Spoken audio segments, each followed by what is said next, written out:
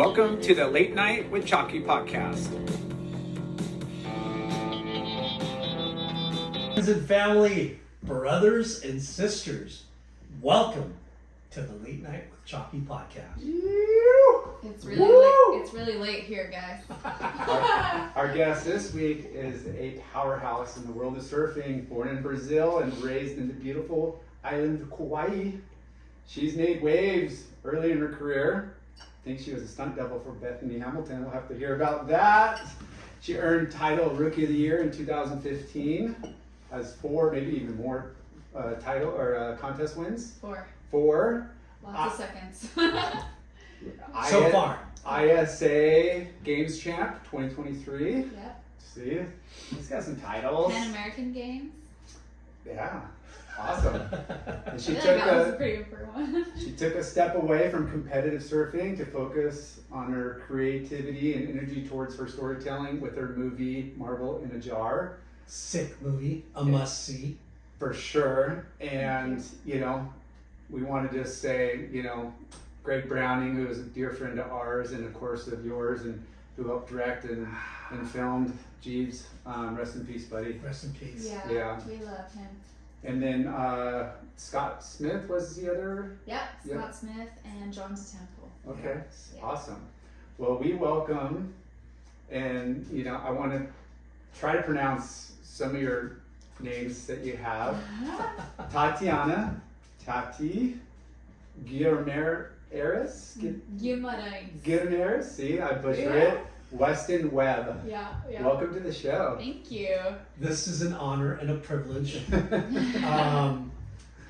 Before we dive into all of it, I was really stoked to get invited by John. Thank you, John, for putting this together too.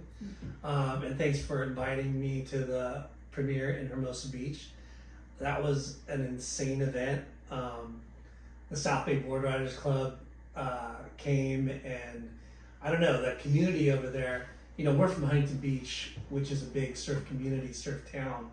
And But they got the theater right there, which is the South Bay really came cool. and helped celebrate, not just your movie, but their hometown hero, Jeeves. Yeah, it was really special to be able to have the premiere there in Hermosa, because you just saw it was a lot more than just our movie premiere. It was like them showing up for Greg. Yeah. Time and time again, your hometown, and especially having Parker be there, Greg's youngest son, and his wife Carrie and his mom Dinah.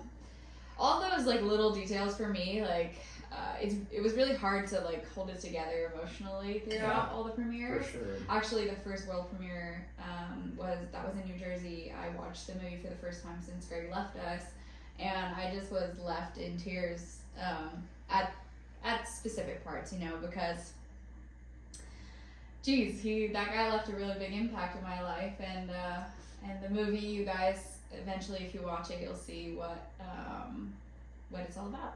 Yeah. Yeah. It was definitely an emotional night, because the show's not about Jeeves, but Jeeves was pretty important person, not in just your life, but so many freaking lives in the South Bay and all over the world, with his accolades of Taylor Steele's movies and his iconic drive-thrus, right? Holy crap. And we actually went to the paddle out a couple weeks before, and frick, man, that was so fun and so insane, and the speeches and I guess you call them eulogies from people were amazing. And Jeff, his brother, man, how incredibly, I don't know if he's been doing that a long time, but his public speaking was pretty cool. In a time like that. And holding it together, Yeah. So take us to the beginning. Where did it all begin for, what's that middle name? Guimarães, yeah. So that's actually my mom's maiden name. Okay. So in Brazilian, that's usually how it goes on. So the woman who loses her maiden name usually puts it in their child's middle name, so it carries over. Yeah. That's usually how, I guess it was the easiest way to track families back in the day, but they don't really do that anymore. Filipinos do that too. Yeah. My middle name was Perny, which is my mom's maiden name. Yeah, so I think it's just easier to like track family. So anyway, so my mom was a Guimarães, and I became a Tatiana Guimarães Weston-Webb. That's how you say it in Portuguese. But now I am Tatiana Guimarães Weston-Webb dos Santos, which is Jesse's last name. Yeah, very long name. When I was filling out my application for my passport change, and Jesse's visa was like, this is not how I pictured his name. I need 3 lines. Say the whole name again. Tatiana Guimarães Weston-Webb dos Santos. So Jesse Mendez is Dos Santos as well. Yeah, so Jesse... he goes by Mendez, but it's just... Exactly, so That's Mendez is actually his mom's maiden name, and they didn't know how to fill out contest forms back in the day, so they just put Jesse Mendez, and how crazy. He's just known as Jesse Mendez now, which is like his stage name. It's so funny, and I'm like, I know you as Jesse Mendez since, so for me it's a lot different, but yeah, now it's really funny because there's one person that calls Jesse Dos Santos. Literally, that's all he calls him is Bob. Bob Sovin, who works for Body Glove, calls him Dos Santos. I like Dos Santos too. Yeah, it's good. It's got a good ring. You know, it'd be one thing to not use part of your name if it was just hard to pronounce or just not a good name. You know, Two Santos. Yeah, it's actually what it means is from Santos. So Santos is a port in Brazil, and yeah, it's literally from Santos. So Jesse lives right outside of Santos, which is on an island called Guarujá. Wow. Yeah. Okay, so where were you born and where did it all start? So I was born in the south of Brazil, Porto Alegre. My mom wanted to have me there because she trusted her doctors more than the doctors in Kauai, which totally I understand for my mom.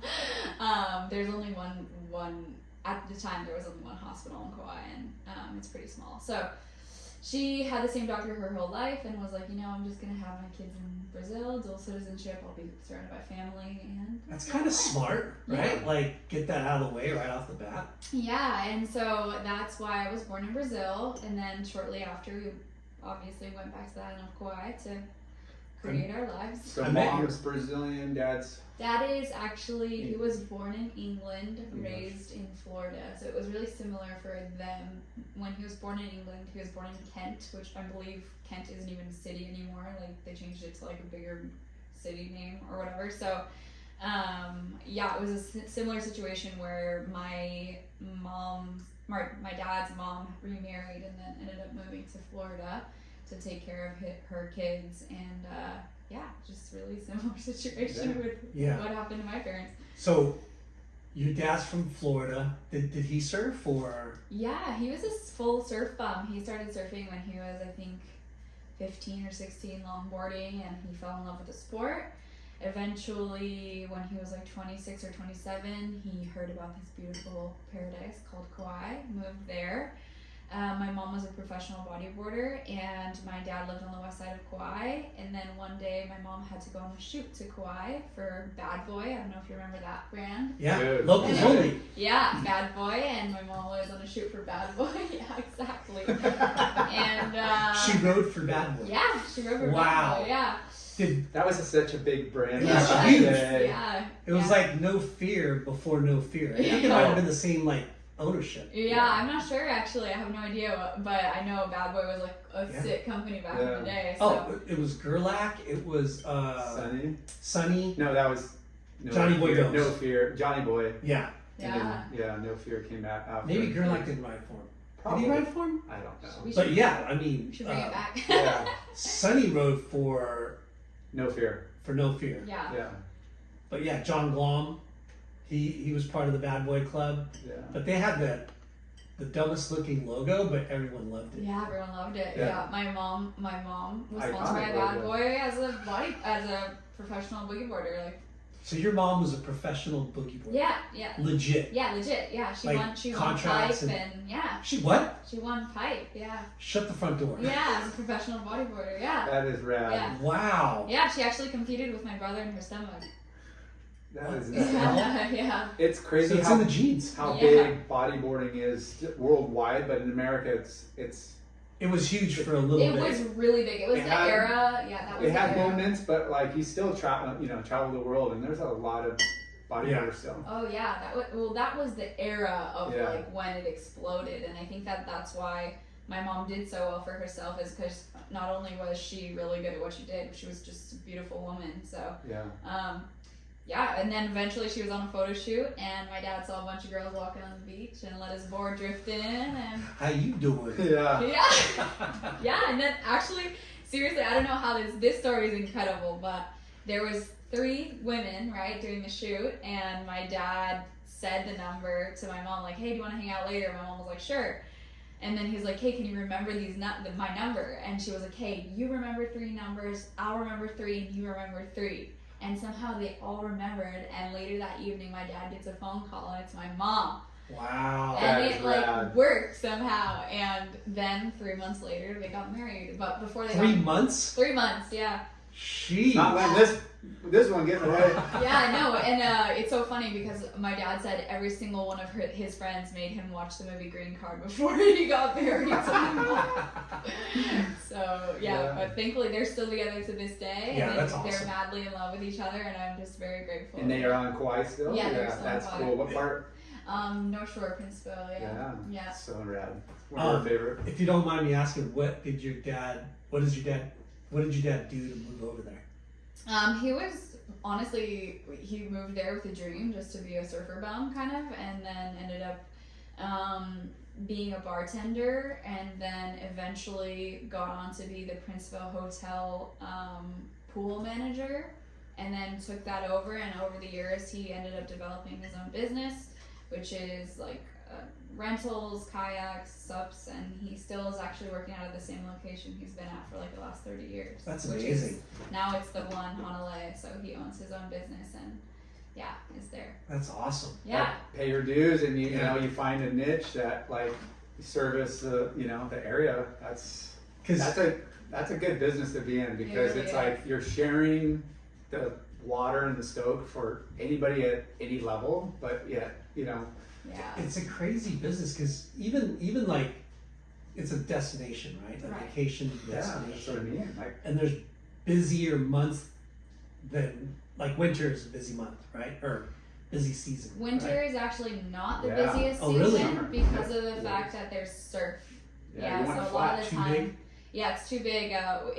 When it does, the most busy part of winter is actually the week of Christmas Yeah. and New Year's, because everyone's flying there for Christmas and New Year's, and everyone just wants to get a snorkel in or whatever. And Yeah. I always thought Hawaii, Surfers want to go in the winter when there's waves. Families and Summer. kids, they want it. Summer, They want it yeah. flat and killer. yeah, so right now my dad's Yeah. cooked, like he's every day. Yeah. Freaking, yeah. Because That's that's our cool. high season. Because we have a place at Turtle Bay, Okay. and it's the high seasons now. Summer, like it's packed right now. Nice. You know, Yeah. like there's so many people just snorkeling and floating around Yeah. and like chilling, because it's like a lake. I mean, there was some Yeah. waves, but so obviously both your parents are water people. Yes. They probably got you in the water real quick. Oh yeah, we were. And your brother's sorry to cut you off. Is your brother a little older than you, or Yeah, my brother's 2.5 years older than me. okay? Yeah, and he was the one that actually started surfing around. Well, we were into everything. Like we were into soccer mostly, and then we loved like bodyboarding, and then we loved skating, but we were never good. So you do everything as a kid. Yeah, and then you you find know. out what clicks. yeah, we were good at soccer, but then eventually, But how lucky are you two being born in paradise? Yeah, it is. Actually, I say this because it's so true, but like, if you're a type of person that is motivated to get outdoors every day and teach your kids something new, like my dad was incredible. Every single weekend we would go camping and we would learn some new skill, like seriously, and it was incredible. Like either we would learn how to fish that weekend, or the next weekend we would learn how to freaking chop firewood and make a fire, you know? He's a So man's man a man's man. Yeah. And from Florida. Yeah. for me that was like the best type. You know, there was days where we were like, not again, we don't want to camp anymore. Yeah. You know, we just want to sleep over with our friends. Yeah. But it ended up being like just the best memories. And yeah. It'd be kind of cool to camp on an island. I've never imagined it. I've never thought of it, because when we're surfers, we go there, go surfing, Yeah. not camping. I know. But how freaking cool is that? I want to yeah. move my Sprinter van over there and just go to beach days everywhere around the island all Yeah, day. it's honestly so sick. Like, you'll wake up and there will be a bank with no one around, and it's just you, crystal clear blue water, warm, your family on the beach, and you have like that campsite. Is the best. So your brother introduced you to surfing. Yeah, so he I started mean, your surfing. dad did, but Yeah, so we actually got pushed in when we were really little, you know, like I had, first time I caught a wave was at Polaholly with like, you know, these big floaties on my arms and stuff. I was probably around like two years old or something, and I remember it like vividly to this day. But I never was like, I'm not surfing until Troy started surfing. He was around 10 when he started surfing consistently, so that made me 8. and it's kind of late Yeah, to get into it's late surfing for on island an kids. islander, yeah. Oh my god, yeah, Yeah. super late for island kids. And you know, kids are surfing at 3-4 years old already, like by themselves in the water. It's crazy. Especially there. Like, Yeah. there's so many perfect little like Yeah. reforms and rollers, and it's warm. Like, kids, like, here, it's cold, and when winter That's comes the around, difference. it like, They eh, take maybe I'll they take take it. the whole season off. They Yeah, do. that's the difference. Is it's just paradise for little 3-4 year olds. You know, like they are psyching to be in the water, Yeah. and then for the parents, it's even better because the 3-4 year olds come home and they sleep Sleep. all night. Yeah. Free babysitting, I call Yeah, it. You know? exactly. Outdoors, you're at the beach, you can be building sandcastles, snorkeling, swimming, boogie boarding. I don't even care. Just have fun. Yeah. So your mom was a pro boogie boarder. Did you take on boogie boarding first? Yeah, I did. I was boogie boarding first, and eventually, We all when- did. Yeah, when Troy started surfing with his friends, I was like, Mom, I want to go out there on a surfboard, and she was like, What? You can go out there on a boogie board. No, Mom, I want to stand up. You know, so she was kind of sad, but eventually she understood. Like, Yeah. this is what she wants to do. And Troy, you know, the movie, like I said, like I told you before, I never knew you had a brother, and then seeing his footage in the movie, dude fucking rips. Yeah, He thanks. surfs well. Yeah, Like, he surfs really well. He charges. Yeah. Oh, shit. He is so fearless. Like, I get my fearlessness, I would say definitely from Mom and Troy, but mostly Troy because I was scared of not going when he would tell me to go. yeah. Like, the repercussions Peer of pressure. not going would be worse than not going. Yeah, the bro pressure. Yeah. What side of the island? You're in Honolulu? Or? Yeah, Okay. North Shore, yeah. Okay. So, you know, Honolulu is a spot that's really dear to my brother's heart. He goes out to the biggest Honolulu, and Honolulu for me is like one of the heaviest waves in the world. It's just no one really sees it because it's just we don't film in Kauai, so Yeah. and that's what keeps Kauai. It's just so beautiful, and we'd rather have it that way, you know. So, Yeah. And there's a lot of talent that's come out of that little stretch oh yeah, of beach. For yeah, like I can name 20 people right now. Sure. Yeah. We interviewed Teva Dexter. Yeah, And I know he's Teva. is it Kilauea? Yeah, Kilauea. Yeah, That's where he's from. Teva's incredibly talented. That guy Yeah. he doesn't surf for months, and then he comes in the water, and then he's just like getting the biggest barrels and throwing. Talking about charger. Yeah. Yeah, And he's a And big then- dude. and I grew up with his younger brother Lico. He was. I didn't in know my he had a grade. brother. Mhm. Yeah, so his younger brother Lico was in my grade, and so we're really close. Mm. And you know, it's really funny. That Kauai is really a small place. So small. And so you know everybody, yeah, and yeah, it's really cool because we were actually talking about this the other day. Like, surfing in Kauai is actually something a lot different from like surfing here in California, say, because every single time you paddle out, you look around and every single person in the water knows how to surf and knows what they're doing and is just freaking ripping. Yeah. So you feel like, oh, okay, well, I kind of gotta like perform to a certain standard, or else I shouldn't probably be out here, you Yeah. know. So it's Because your age group is Bethany. She's a little older. she's a little older. Her and Alana are a few years older than I am. Okay. I actually didn't have anyone in my generation Oh. other than like my close friends, but none of them. No other girls that Yeah, were at your that level. got to tour. I had plenty, like, you know, Mahina Maeda is one of them. Yeah. She got to like ISA World Games and Olympics in 2020. She's still one of my best friends. Bailey Naj, one of my best friends, but Bailey never. She got over competing early, so yeah, I was actually kind of like a weird like gap. So I would always like hang and surf with a lot of guys, than like not like actually hang with them. And Yeah. then Bethany I got closer to because I actually did the Bethany movie. I got to stunt double in that, and I got to spend a lot more time with her, which was really cool for me as like a Bethany fan, you know. She's gnarly too. Yeah, she's so gnarly. Honestly, you guys have no idea. She is crazy in the best way possible. No, I could just, yeah. I mean, I don't know her personally, but just watching her movies and just, she was a charter. Hopefully we get her on the show Yeah. too someday, but I gotta tell you a story that I'm ashamed of because Cool. so she is still in NSSA, right? And won national finals, right?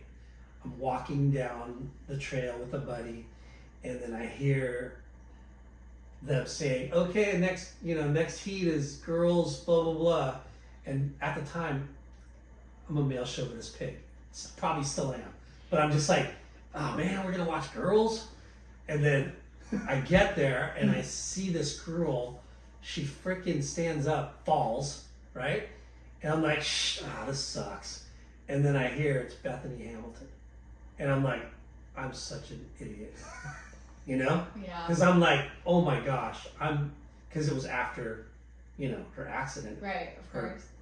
But then ever since then, I'm like, holy shit. Like, she's fucking insane. She didn't She's stop a crazy. beat. Like, I that's think what- she won that contest or got to the final or something. Yeah, something like that. Yeah. I remember it was like a big deal that she did so well right after her injury. Yeah. Yeah. That's what I mean. She didn't skip a beat. Like, she just. But the like, surfing level of all girls right now and women, holy shit. No, oftentimes she paddles out and like smokes me in the water. I'm like, okay, well, there I am, put right back in my place. And it's great because I love it because she owns it too. She is not afraid. She doesn't think of herself as impaired or anything. Yeah. She's like, what are you looking at? Yeah. Like, wants to fight. Yeah, Like, you wanna it's go? gnarly. Let's go. We're Yeah. running here right now. Exactly. And So- I'm like, yes, you're the best. I love it because she's unapologetically herself. You Yeah. know? Yeah, that's cool. It's the best for Yeah. me as a person who looked up to someone. Yeah. That for me was more than anything else. She did not care And how she acted. She just was herself. And what's crazy is like, could she be, if that hadn't happened, would she have even more success? For sure. She would probably be multiple time world champion. She could have been, but I still think like what she's achieved without the arm It's is still freaking phenomenal. Oh yeah, It's, for right, sure. like- But like, for example, you look at like Carissa. Yeah, Carissa's biggest rival was Steph and maybe Sally and Tyler. Okay, but we're all forgetting that Bethany would have been Yeah. probably, honestly, right. the Yeah, best totally. of those. Yeah, I'm sorry, but it's true. Like, yeah, and honestly, she was. She still beat people when she That's- got on the CT. Like often, Like- I think she beat me in one of our heats, and she beat Tyler, and she yeah, went on to win Fiji, right? yeah. Yeah. I take that back. Yeah, I was would've. like, she was so gnarly, and then she didn't even like, that's not going to stop me. I'm still going to be just as gnarly. Incredible. Like, yeah, Incredible. you're just like, oh my gosh. So Not taking anything away from the other. Totally, women, just totally. saying. no, for sure. Not so, at all. That So was it. you when did you start competing? I started competing. The first time I competed, I was 9 years old. It was at the Andy and Bruce Irons annual sick. contest at Pine Trees. Yeah. That's cool. And that was in the movie. Yeah. Yeah. Yeah, it was. That was the year when the first year I competed, I was 9. I lost right away, and I told Dad, next year I'm gonna come back and win. And then I did. Wow. Yeah. And that was right when I started surfing. Wow. And those events at home are, not first, or if you're, 9 or 29 or Yeah. 59, like Yeah. those local events are Yeah. still They're the so best. important And to what's- keep the community like, not just a cool event to celebrate, but the rivalries, the one-ups, the clout, the And people. for the hometown heroes who are global icons of the surf world, Yeah. putting it together, and you get to watch them. You don't see them on this pedestal like we do. You know what I mean? Because Bruce Irons, Andy Irons, like the gnarliest brother combo. maybe, you know, one of the gnarliest brother combos ever. Right. But they're, you know, doing this little grassroots freaking event for, you know, the Kauai Ohana. Yeah, That's pretty dope. it was incredible. I mean, it is incredible. It still is. Yeah, Lindy still pushes something for that every year. Yeah, Lindy does a really good job at being there for everyone, as well as Bruce. Yeah. And Bruce's family, and gosh, it's just so cool. I was there because it was the first year, obviously, that I was not competing on tour, and just like being able to see like all of my classmates like and their babies and like everyone and their kids competing, and then my friends coaching kids and like getting so emotional, and it was just such a beautiful community event that you're like, this is the coolest. Like, this is why, you know, like a small island is so special. And now the board riders are kind of filling that void for that whole Yeah, year. yeah.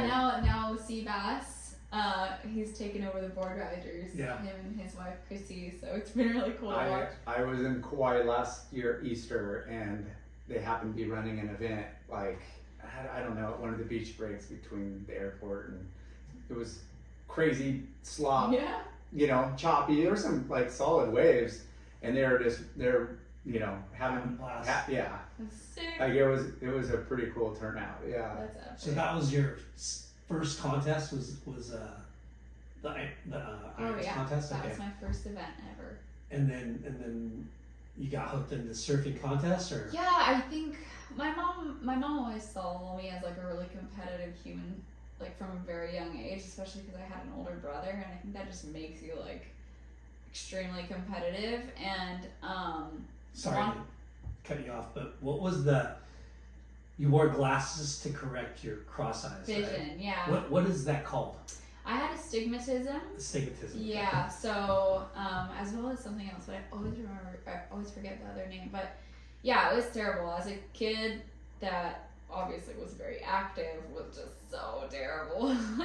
It was the worst. I had to take my glasses off and, you know, surf with cross eyes and be made fun of and not see really well and Yeah. accidentally drop in on people. It was Because very you were traumatic. fully cross-eyed. Yeah. Just in one eye. Yeah, Yeah. not in both, which was, thank God. So no surgery, just corrected through. So I did have surgery when I was really little. It didn't correct anything, and then eventually, when I turned, I think 22 or 21, I was old enough to get LASIK, and somehow they managed to correct it 100%. It wasn't a guarantee, but That's yeah, my epic. doctor got it 100%. Yeah. corrected, And up till then it was Up glasses all until the then, it time, was or as much as you could. contacts and glasses. Oh, Yeah. that's hard when you're in the water. you Oh know? yeah, But it's terrible. that- Or like when you're in a heat and your contact comes out, ugh, that's just the worst feeling. It was cute to see that in the movie, though. You know, like, Thanks. holy shit, she was cross-eyed. Yeah, it's a big deal because people say like that I got so good at surfing because I used my sixth sense, which was like my feel or whatever. Yeah. You know, like that connection with the ocean. It's like, okay, yeah, sure. I mean, there is something. I'll take it. There is something to say about that. You know, somebody will have like a little handicap of some sort, and then another and sense then you're like, takes over. how the freak did it? You know, they overcome that, or how did that? You know, balance out in other ways. It definitely happens, but yeah, it's your superpower. We like it. I mean, I will say, like, I wouldn't change anything because it really shaped the person I am, you know? Like, if I didn't have glasses, if I didn't go through those certain things, I think it really builds character. And, you know, I know nowadays it's maybe a little, I don't know, less worse or more worse. I actually don't know what it's like, but I can only imagine, like, if I didn't, like, less of a person I could have been, because I think it builds character and Yeah. strength and all those things. You have to overcome so many obstacles, and that's at a young age, you know. Yeah, you can't. I mean, it's easy to say like take the easy route, but you know, you know, when you go through something like that, you'll probably look back. It's like, oh, it wasn't that bad, but every day,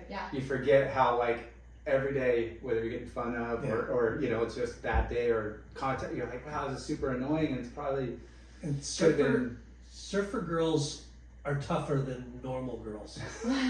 You know? Yeah, I would agree. Yeah. Because, you know, not only is it harder and you gotta like persevere through the learning and the hassling of dudes, like physical, everything. you know, like you're more tomboyish than, Yeah. a dainty dancer. You know what I mean? Like, you have to kind of, because there's people that heckle you, right? Like, oh yeah, it's there's funny. hecklers in Like the water still and- to this day, I feel like sometimes I paddle out and like you see a guy that thinks he can surf just as good or better than you, All the and then time, you see all of a sudden like he's like glued to you, paddling for your waves, and you're like, whoa, bro, like what is going on? And then you realize, oh, he just wants to make himself feel better by trying to surf better than you, and that's like, come on. And so that's just something that still happens to this day, and that has everything to do with his ego, nothing to do with ours. So, Yeah. For sure. Something that happens very I often, mean, actually. if you're the male surfer is not that great, and he is definitely in competition. Everybody's in competition in the water. They yeah. try to overcompensate. Yeah, for sure. But It's like, with their paddling or with their stare down Yeah. or whatever it is. surfing's so bizarre, and you know, and it's there's a lot of similarities around the world on culture and surf.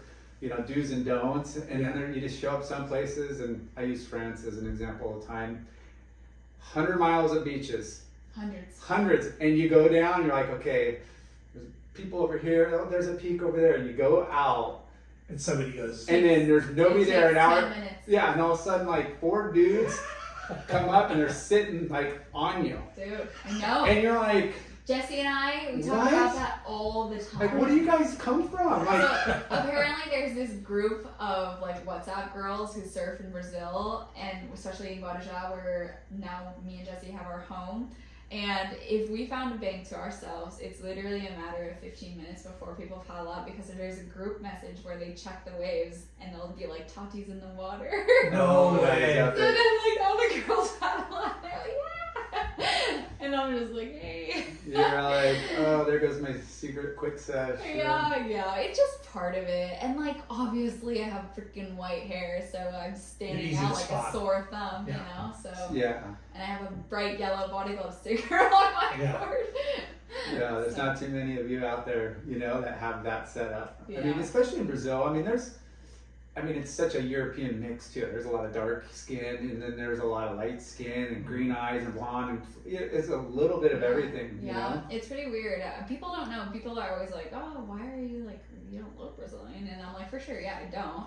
But a lot of people don't know that most of the people from the south, Porto Alegre, where I was born, they were actually immigrants from Germany. Mhm. Yeah. So that's why there's a ton of blonde girls there, blonde people, and lighter skinned. And actually, a lot of them are Italian too in Brazil. So Yeah, very exotic, like place and people. It's a melting pot. It really is. You go to some places and everybody, looks similar because of there hasn't been a lot of outside influence or people meshing in there. I just was like, wow, there's like. I mean, I feel like nowadays we're all people. In the It's world, way so different doesn't now. I'm matter. talking like 30, 40, 30 Yeah. years ago. So now it's everybody's from everywhere. Yeah, you can't really be like, where are you from? Like, you can, but like, what's your ethnicity is the coolest question, because then, Yeah. it's just a melting pot nowadays. Yeah. It's really cool. And what's crazy is your dad's American and your mom's Brazilian, but she probably has German descent, right? Or European descent. Yeah, so she definitely has European descent. My dad also has a lot of European descent Yeah. because he's obviously born in England. Yeah. So I actually got like a lot of European in me, but my mom's dad, my grandfather, was actually native Brazilian. So Oh, he was wow. Bahamian. He was actually black guy with blue eyes. Hmm. So I That's didn't cool. get that side of the family whatsoever. But like if you look at my brother, he's like super dark, Yeah. and in comparison to me, of course, and like darker blonde hair and. And Jesse's pretty mulatto too. Yeah, and Jesse is also very blonde. He's super Italian, so Mm. yeah. So he has like straight descendant from Italy, and he actually represented Italy a little bit the last few years. He was competing. Sweet. Yeah. Nice. So going back to Kauai and starting your journey in competitive surfing. Which aren't a lot of contests in Kauai outside of. I mean, we have like pretty good amount of contests. I will say, like we have HSA, HSF, we have NSSAs, and and then Well, a she's little a- local contest. Do you have to? I obviously compete with all the kids from the other islands, or do you? Well, yeah. Eventually, when you're starting to do NSSAs, you Yeah. have to travel island to island, which was like the craziest part. Now that I think back to it, I'm like, gosh, my That's parents a spent huge so commitment. much Yeah. money. Yeah. Like it was a lot of money, not just like contest fees, but like traveling from island to island every weekend. Yeah, hotels and flights and It's a So couple gas. hundred much bucks for money. airfare, right? So much money, and we didn't have sponsors at the time. Like Yeah. my parents banked that stuff. Like man, what a commitment. Speaking of sponsors, who was your first? My first was Roxy when I was 11. Roxy. Yeah, It's I was huge. 11. Yeah, and I rode for them until I was 16. And how did that relationship start? It started because I won the Haleiwa Menehune contest. Yeah, and our friend Bill, who worked for Roxy in Hawaii, he came up to me and was like, I'd love to sponsor you. It was the cutest thing in my world. For me, I was like, this is amazing. We Yeah. can sponsor I Roxy. mean, that was the brand. You Yeah. know? But Yeah. it still is. I mean, huge. Still a big brand. But Yeah. you know, But back then it was so iconic. yeah. Yeah, it was definitely like the one you wanted to get sponsored by. So it was a really big deal for me. And yeah, and then I rode for them all the way until I was 16.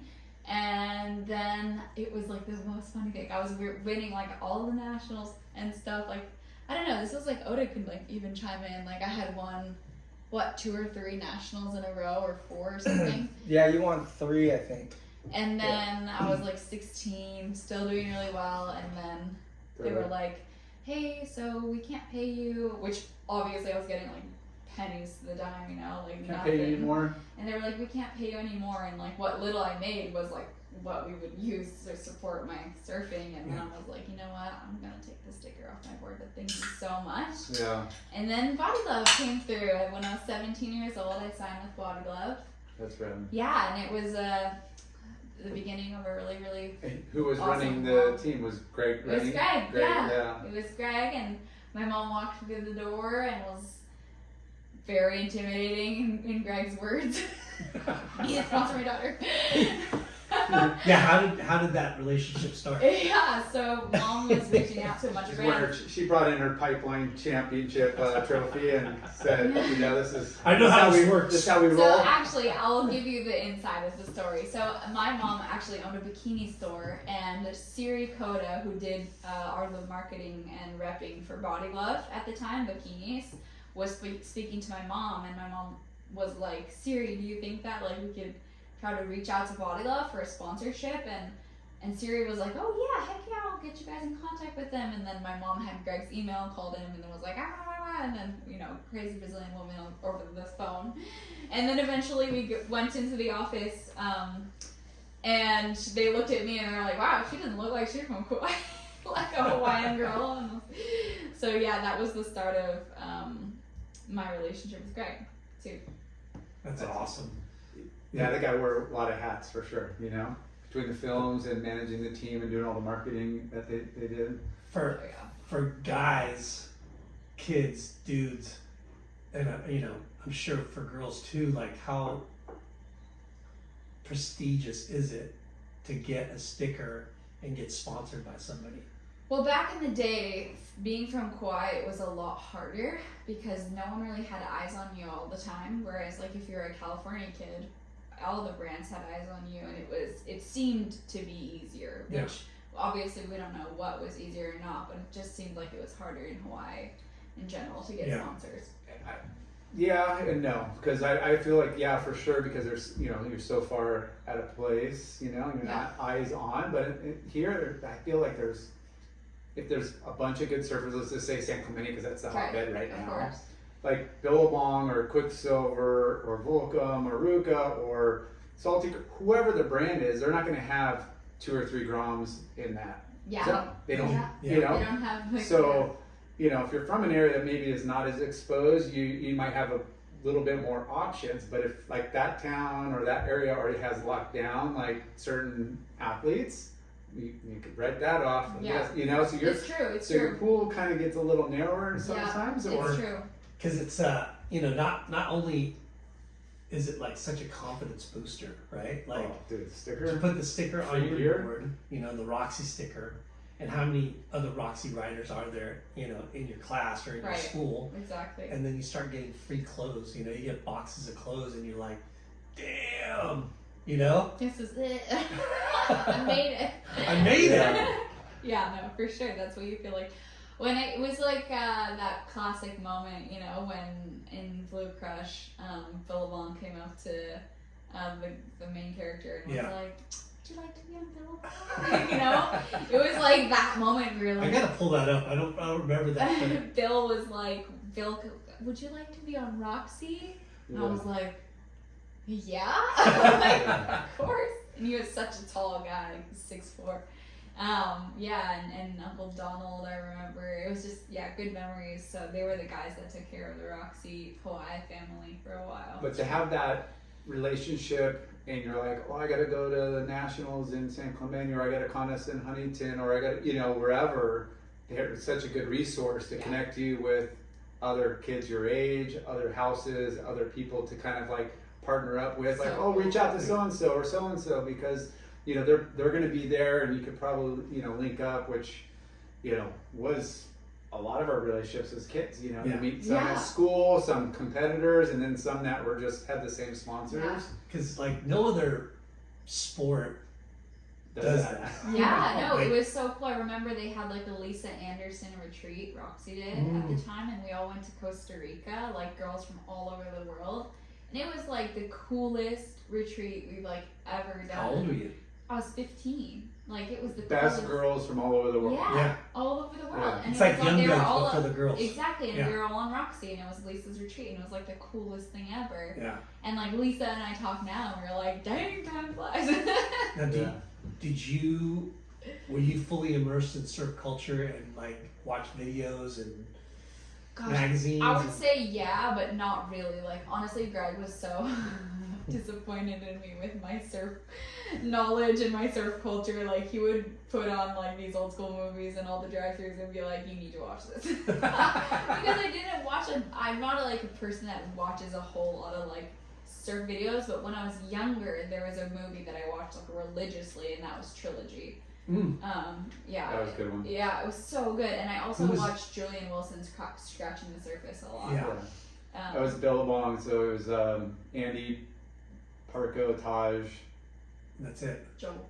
Parko. Joel. Oh yeah. Sorry. Those Yeah, I was thinking Parko. I was thinking Joel. Yeah, and I mean, there was so that's what surfers do. I also watched the Bruce movie a lot. Bruce was my favorite surfer. Always. Yeah. So stylish. Yeah.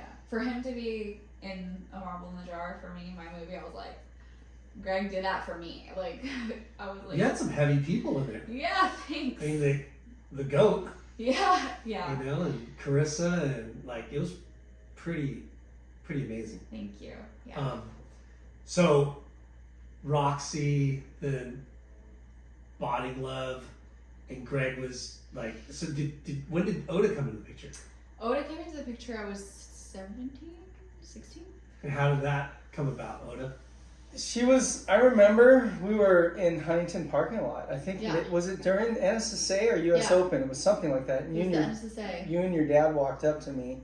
And I remember I didn't know you, but like I told you, like, I remember seeing you at Lowers, and she was literally this big, and she'd take these closeouts, punch through the lip, and the whole thing would explode. All you see is whitewater, and this little girl would come popping through. I'm like, I was at Spy at the time. I'm like, damn, that girl's gnarly. Like, but she was so small. Yeah. And so I knew her from that. But I actually met you. I remember I met him through Parker. Yeah. Because Parker and I were becoming good friends, Coffin and I, and then you were managing Parker. Parker liked you because we went to San Fran the time Kelly won the 11. He was all, there's that girl. It was you and your mom. I remember. I do remember. We'll cut that part out. Hey, life. The good life of when you're super young and you're talking crush. Totally. Yeah, and then I remember like your mom said that she had been talking to Body Glove, and I'm like, well, I know Greg. I've known him for a long time because I'm from the South Bay. So I called him. He's all, I'm interested, but I'm scared he said he's scared of your mom. She's so gnarly. I'm like, well, you'll be talking to me. He goes, you promise? Emma, you can talk to me. That's fine. He goes, it's done. That's awesome. It wouldn't have happened though, I don't think, if it was for my mom being so intimidating. But, you know? He was scared. Yeah. Speaking of your mom, your mom had a bikini store, you said? Yeah. What's it called? She had one, not Okay. anymore, but it was called Sweet Bikinis. Awesome. Yeah. In Holland? And Kauai, actually. Yeah. How long was the business around for? It was around for about 10 years. Wow. Hurry! Bless you. Sorry. Bless you. Yeah, so she had it for a long time. Yeah, but I don't know. Things changed like around a little bit before COVID. You could just tell there was like a shift in the air, and my mom worked so hard her whole life, and my dad was doing really well with his business, and looked at my mom and I was like, hey, if you want to close your store, I've got us. And so now my mom works when she wants to. And That's cool. Yeah. And like having, everybody's like, oh, American dream, or just a dream and own your own business, and the amount of work, like you said, like you're a slave to the store. You're a slave to, in a way that customer service, and it's bikini season every day of the year, and it's like the buying. I mean, there's so much that goes on to it, and even though it could be successful, it could just be draining, and that's a balance of work, money, and then personal life, and everybody, people think that working in a retail store is easy, and some of it is, but if you owned it, it's a whole different freaking ballgame. Oh yeah. Because it's your ass on the line, you're paying all the bills, and you're the person that has to make sure that everyone has a good experience. Yeah.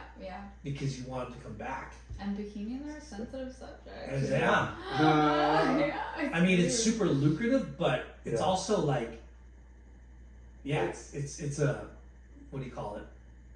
It's a not fast fashion, but you have to have the right colors, the right brand. Styles change. And then also, I feel like the bikini world was in a transition where it was like all of a sudden it was like, you would have these like really nice quality bikinis, but then all of a sudden like high quality bikinis became like a thing. So like sustainable, high quality, which for obviously our environment's a lot better, but then my mom couldn't keep up with those companies because it just ended up like eating her alive, because there's just, I mean, you guys know how many companies there are out nowadays. Gosh. It's just incredible how many, from like the start of her at least opening the store until now, there's probably like the market's flooded, Flooded. And it wasn't just bikinis or sunglasses or shoes. There's a lot of other categories where the people that were putting all that money in marketing and having a good sustainable business, you had the knockoffs, and then you had the premium, the higher end, and it just kind of separated, like two groups. Everybody's like, well, I'm just gonna go with like the cheap one, or I'm gonna go with the really, depending on how your funds were. And then it was not just sunglass market, but it was online retail. So people a lot less would go into the stores. Why would they go into the store if they can just order it to their doorstep, try it on at home, and if they didn't like it, ship it back? Retail in the last 10 years is... Amazon killed a lot of that. Yeah, so my mom was ready, and I was like super encouraging too. I was like, Mom, if you need me to support you, I will. Of course my dad supporting her from the ground up, so... just take a little burden off and enjoy life. My mom worked so hard. She left home with pennies in her pocket and was like, I'm gonna go be a professional bodyboarder, and that was definitely not what her family wanted for her, but she ended up just going and chasing her dream and then meeting my dad. And imagine that, as a person from Brazil, the parents of a girl, right? You're going to Hawaii? You're going to go pursue a career in, what is it? Bodyboarding? Yeah, exactly. How do you make money? What do you do besides go in the ocean? How do you do that? Yeah. That's pretty freaking... It's pretty cool though, because there was a movement of them, there was a bunch of them, of my mom's crew and generation at least, that rad. Went to Hawaii to pursue their careers together. Yeah. And so it wasn't as scary because they were all doing it together. Yeah. But even today, it's way more kind of a thing to be a professional athlete at, surf, skate, snow, whatever, but it's still like most parents are organized sports in college. It's like you're still an outcast, even though it's accepted and there's people making really good money. There's a lot of resistance, and it's still really hard to get sponsored. Everything's so it's a lot of work. Harder. Yeah. For you, when did the pursuit of professional surfing click? It clicked when I one year I won nationals, and then it was the same year Chris had won her first world title, and then I saw that her name was on like the nationals titles poster, and I was like, oh, Carissa just won her first world title in surfing, and I just won the same title as she won. Like, I can definitely try to win a world title too, So that was like when it clicked. It was really weird because I loved surfing so much and I loved competing so much, but I didn't associate a career path with surfing ever in my younger years. I was like, yeah, this is super cool, but like I still want to go to college and I still want to study and da. And then when I realized that, hey, it could be a career, was that moment when I saw that Chris won the world title and I won the same event as her when I was like the same age. So then that's when I started like associating the fact that I could actually like make this into something greater than just a side thing that I love to do. Just getting a trophy and getting a title. Yeah, pretty much, and like having clout in your classroom, whatever. And that's where it became something a little bit more serious. So you're on Kauai, you're surfing against, your neighbors, your crew, right? And then when you start traveling to other islands, you see other talent that you don't see all the time. And you start coming to the mainland, competing against talent from all over the country. Like, were there times you're like, fuck, man, those girls are good, and you're like... Yeah and no. Like, it's really weird because I don't know, I had this like weird, like ignorant confidence when I was young, which is totally normal because you're young and you're uneducated and you don't know any better, So like for me, just because I was like winning nationals or like ISAs meant like, I am this girl, whatever. Like, but before you get to the finals, right? Like you're watching heats. Yeah, and you watch a girl from wherever, Florida or Texas or California, and you're like, oh shit, who is that? For sure. You have these moments where, for me, like it definitely happened way more when I was competing at nationals in ISA. ISA, I remember being like, the Australians were all so good. Keely Andrews, I remember seeing her for the first time and being like, oh, this chick rips. And then like, I competed against, what's her name? Ellie, the one that was on Billabong Forever. Is that her name? Ellie? I remember the first name, but just Ripper. Yeah. And, you're like... Oh, yeah. And I'd be like, oh, here we go, And so, yeah, for sure, I would have those moments. But, like when you're young, you don't care. Yeah. You're like, oh, yeah, whatever. Like, you're kind of like more like living in the experience of like the moment, like, oh my God, I'm at ISA, this is so cool, and there's guys. I mean, you're little, you're like, God, there are cute guys everywhere. It's a good point to look at, when you're there to compete and win, but there's so much more going on. Like you said, I'm on a trip, I'm on a surf trip, surfing the heats is part of the experience, but like I'm hanging with people from all over, boys, girls, different waves, every culture. Yeah. Like, it's kind of easy to get caught up in that versus just, if you just think about winning heats, you're not having that great of a time. Yeah, and I think that's like what my parents did so well for me when I was younger. They never made it about winning. They made it about just trying my best. Yeah. And if you try your best, we're happy. Yeah. If you go there and you don't try, we're not going to be stoked because we're paying money for this, Yeah. If you're trying your best and you're giving it your best in that moment, then that's fine. Like, great. And even if you lose, it's fine, Good days, bad days, some girl, whatever. And that's surfing, like sometimes you just don't catch the best wave. I like how you were describing, like, you had confidence, and you weren't like arrogant about it, but you were just like, I just thought, oh, okay, I'm good enough to beat anybody.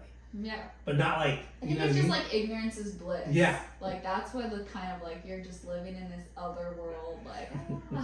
Which is like rad because there's no pressure. Right. You I know? know. It's the best. Where you're like, you know, that guy rips, or that girl rips, but you know what? I rip, and I'll just do my best. Yeah. And then it turns out that you win. It's icing on the cake. Yeah. You know, it's like if you'll have a miserable time because you're going to lose a lot more than you're going to win. If you go into that, I'm only going to have fun if I win. It just ruins the whole. Yeah, and that's honestly the year I qualified. I had no idea, or the year before I qualified and I got runner-up to qualifying. I had no idea. I did not what your know. Points were. You were I like, had no idea how the point system worked. I'm not kidding. My mom didn't tell me. And if I made one more heat, I was going to qualify for the World Tour. And my mom didn't tell me because she felt so bad. I was sick at the last event. And she felt so bad. And she was like, oh, I don't want to tell her because she's going to feel like she needs to perform. So I got third and I didn't make the final. But if I had made the final, I was going to qualify.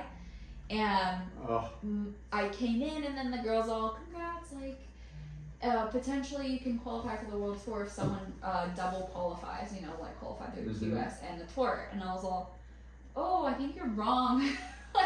You know, like so oblivious. Yeah. And the girl was like, oh no, we just did the calculations. Like you're like the first alternate. And I was like, what? And I came in and I was like, Mom. Mom, why'd you tell me how hard to try harder? Yeah, she was like, oh, baby, you were so sick and you were doing so good and I didn't want to put that extra pressure on you. And I So was is this like the qualifying series? Yeah, QS. I had no idea. Heat away, one position. The first year out. I was so.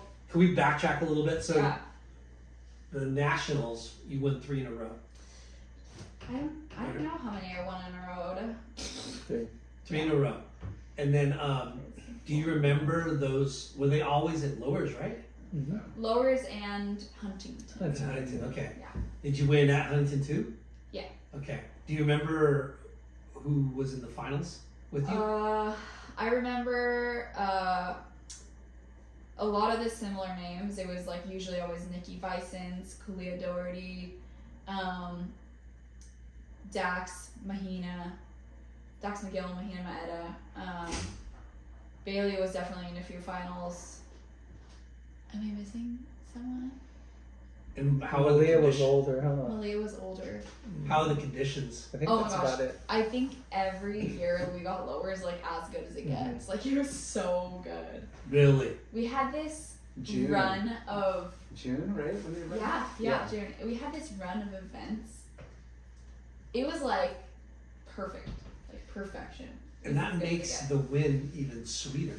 Mm-hmm. for You know, sure. with waves, good waves, and then You're not thinking about the caliber of talent that you won against, Yeah, right?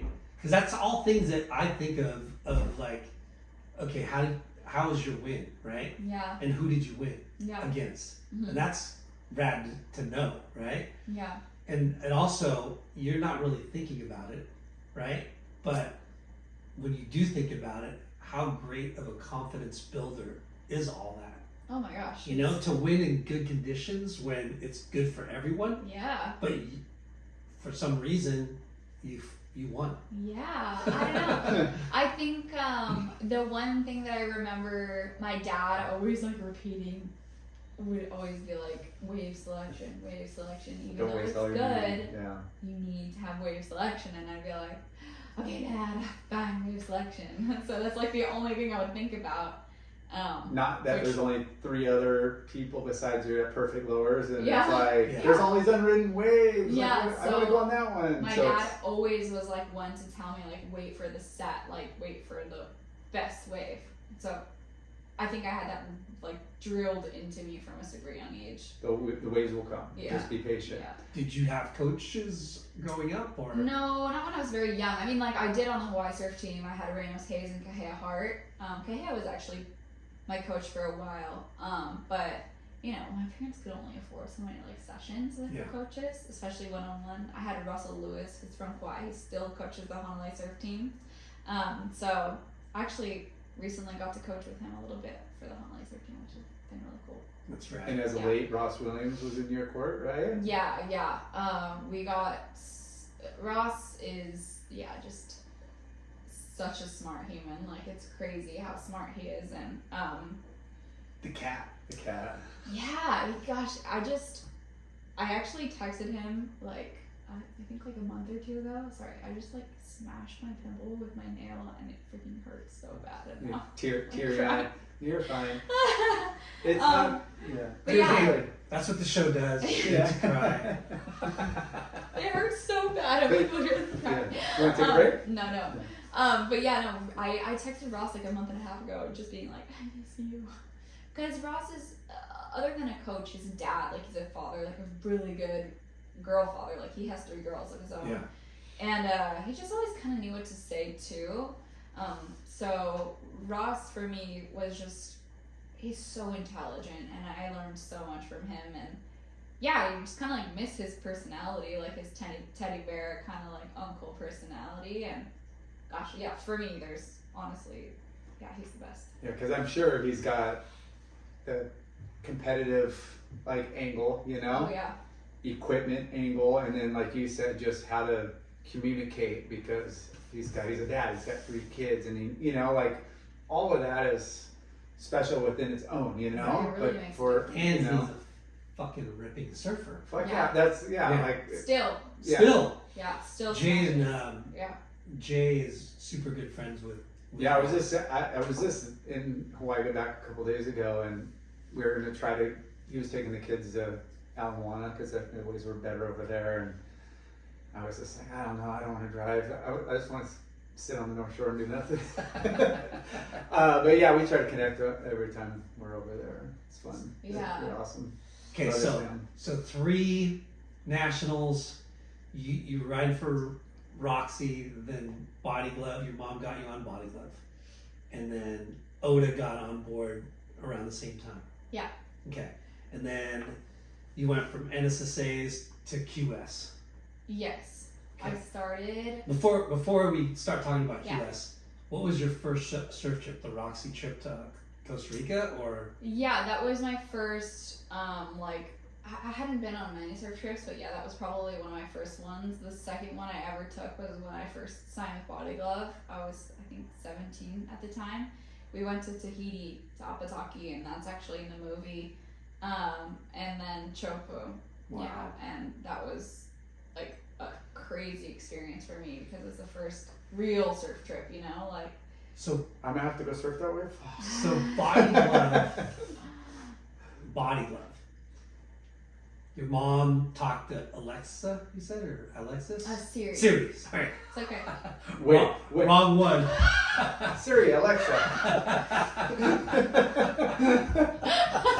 What is this communication device? Well, yeah, one of those named after a microphone. Siri's all I I can get do. those mixed up. Okay, so Siri worked for Body Glove, and then your mom said, "Oh, maybe they'll sponsor Tati." Mhm. And then, so because you're like a commodity, a hot commodity. You're aspiring, ripping, good-looking ambassador for a brand, right?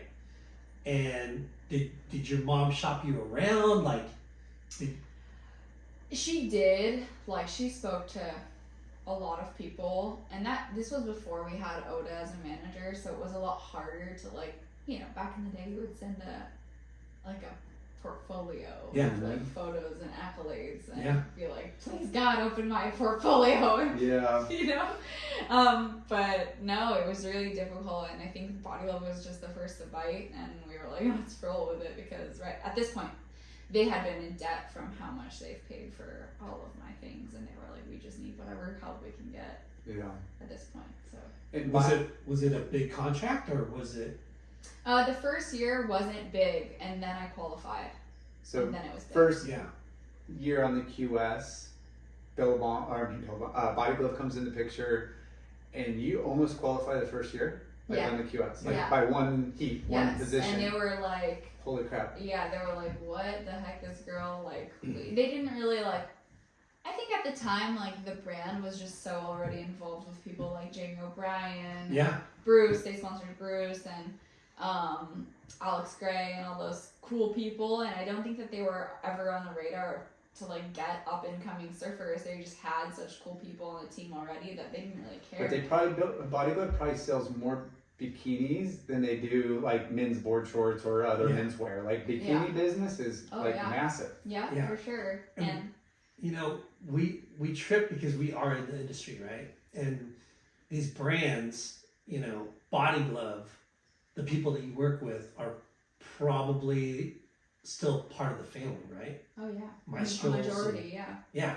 And it's a trip because it's been around. It's one of the oldest companies, and yet they still somehow stay relevant, right? Yeah. And that's kind of the name of the game of being a company is how do you stay relevant, right?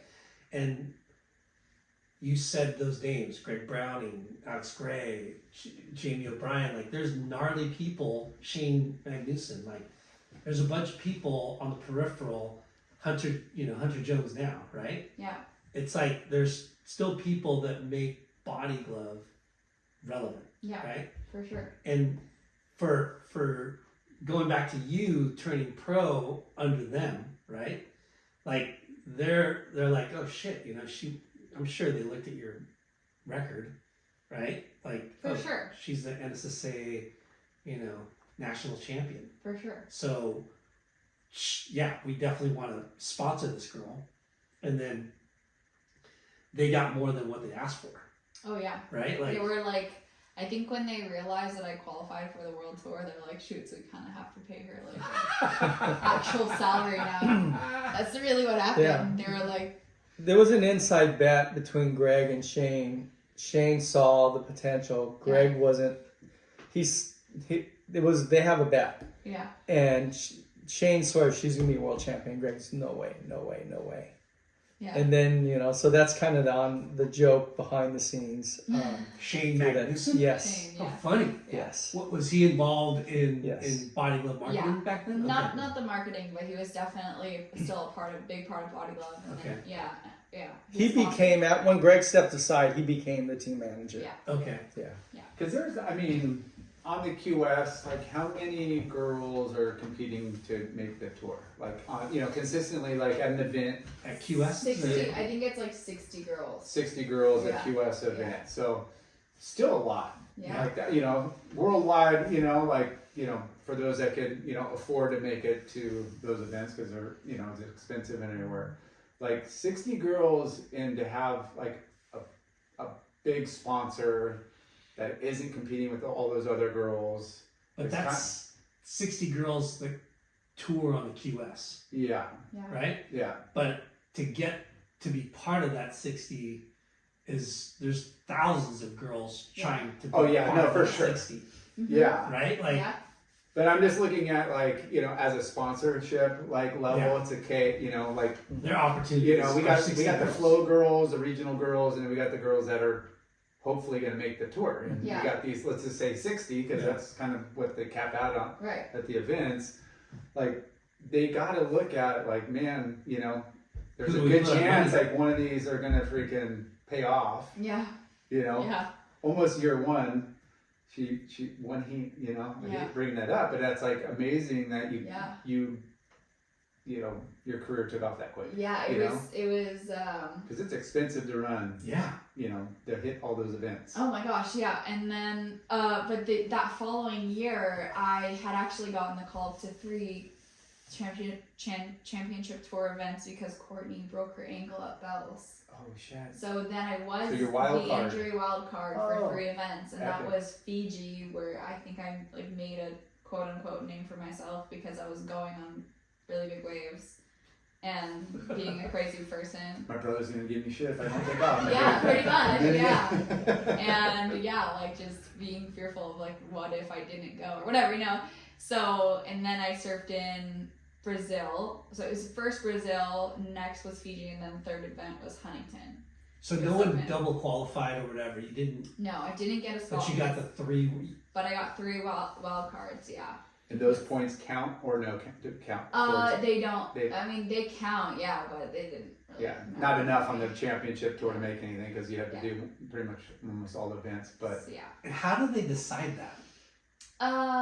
Nowadays there's a series of like rules that they follow, but like don't really follow. Yeah, whoever they want. It's like, we're just gonna throw them in there. I don't know. It's really like, I don't know. I think that's one of the most controversial things about WSL is like how they end up like choosing that next injury replacement wild card. We talked but for me, thankfully, it worked out. Yeah. Those 3 events that year, you got wild cards. What were your placements like? I got, I think I got 9th in every event. Okay, so you made a couple heats? Yeah. So I beat some girls, which was for me like better than. And made some money? Yeah. Like probably considerably decent, like, you know, jump the scale, bump it up. Yeah, but like I said, like I was very ignorant. I had no idea what I was doing. Yeah. I was like, oh gosh, I'm competing against Carissa. Whatever, you know. I feel so bad if I knocked her out of the heat. She's my idol, you know, but then it's like, oh, fuck. But the more you know, the more pressure there is. Yeah, for sure. Like if you kind of know what you need to do, but don't know the specifics. Yeah. I think that's a little bit easier to, I don't know. I would think it's like a blessing that I didn't know so much because I was just like, this is so much fun, you know. They say ignorance is bliss. Yeah, and it really was for me. Sometimes it is, for sure. So, but nowadays I feel like majority of the girls, they're like machines. 2 snaps, a cut back, and another snap to finish your wave, and then you're gonna get 8. Yeah. You know, like. Yeah. Well, the formula. The past 5 or 6 years, it seems like it's way more methodical and like coaching and you know what I mean? Right. And I'm really grateful for people like Katie because she's obviously proven otherwise. You know? She's a different type of surfer, which has been really fun to watch. Yeah. Right. So gnarly. It's neat to see that, different approaches and different personalities, and that's what our sport and culture need all the time. Like we shouldn't have the same mentalities and same we don't need personalities. You want variety because as they say, variety is a spice of life. Yeah. We need rivalries, we need variety. You need people with, maybe aren't politically correct when they have after post interviews or, it's just, it's an emotional roller coaster competing and being on tour, and whether you won or lost, you usually don't get interviewed when you lose, but I think you should. I think I should get. I like when I lose and I get interviewed because then that's when I'm like my true self, you know. I think that there's a lot more. Sometimes I look back and I'm like, oh gosh, I shouldn't have said that, but like it's very entertaining for the watcher. Is. Like we're all fans and we watch it, and fans appreciate the honesty of it too. Yeah. Like, I was never one to like think twice about what I said, but now I do. Yeah. That's in the contract. Yeah, exactly. Don't piss anyone off. No, and that's where we're at because everybody wants to throw somebody under the bus for saying something, and it's like clickbait. There's a lot of that too. So you get the 3 wild cards. What did that do for you? It just made me really excited. I think it made me realize like where I wanted to be in life, and that's when I was like, screw school. I want to be a professional surfer, and then that's when I was like, okay, I'm going to put my head down and qualify, and then I did. Yeah. So the 3rd year or 2nd year? That was my 2nd full year on the QS. Okay. Yeah. The first year, I didn't get into a lot of events because I didn't have enough points. So I maybe competed in like 2 or 3. Yeah, because that's for the Challenger Series, right? Yeah. So yes. Yeah. Yeah, I know.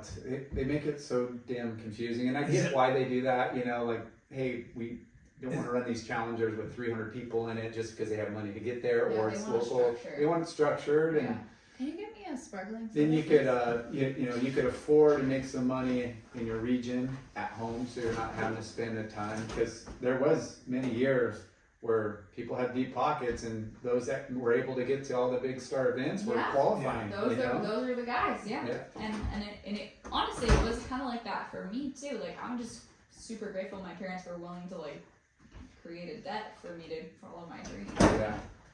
And that's kind of, I feel like that's really what it is now. Like you're not making money, thank you so much, on the challengers Yeah. unless you're winning. Yeah, all that money's going in to get into the next event or getting through the year. You know? Child. Yeah. Watching. So you qualify. What did you win contests to qualify? I won. I got I think like quarters in like 3. I think I got 1/3, and then I won a 3,000, which was like if I won that 3,000, I solidified my spot as a qualifier, and then I won that event. Which one was that? It was Itacaré in Brazil. Wow. It was a 3,000 only. So there was like 6,000s, and those were the highest, and there was 5,000s. Then I won the 3,000, and it solidified my spot. Where was that tour? Where were the stops on that tour that year? Pretty sure it was like Manly, Newcastle, Mexico, Zippers, Pantene, France, and then the last event for me was Itacaré. Which, I mean, all those spots can get good, and have their highlights. Tour, but it's like bad. you're grinding it out in It's not unfavorable We beach started France breaks. in August, you guys. Yeah, It was it's a lake. knee high. Yeah, it's a freaking lake. It was knee It's a high. big bay. I was like, this is insane. It was cool. Like, Hot, don't get me and you wrong. could surf till midnight almost, Yeah, and you yeah. know, it's beautiful. We ran heats from 6 a.m. to 10 p.m. Wow. I surfed a heat in Pantene at 9:30 at night. Yeah. It's Where's so Pantene? France? Pantene, Spain. Spain. I was tripping. Yeah. It's like, this is insane. Like, how? Can you speak any other language?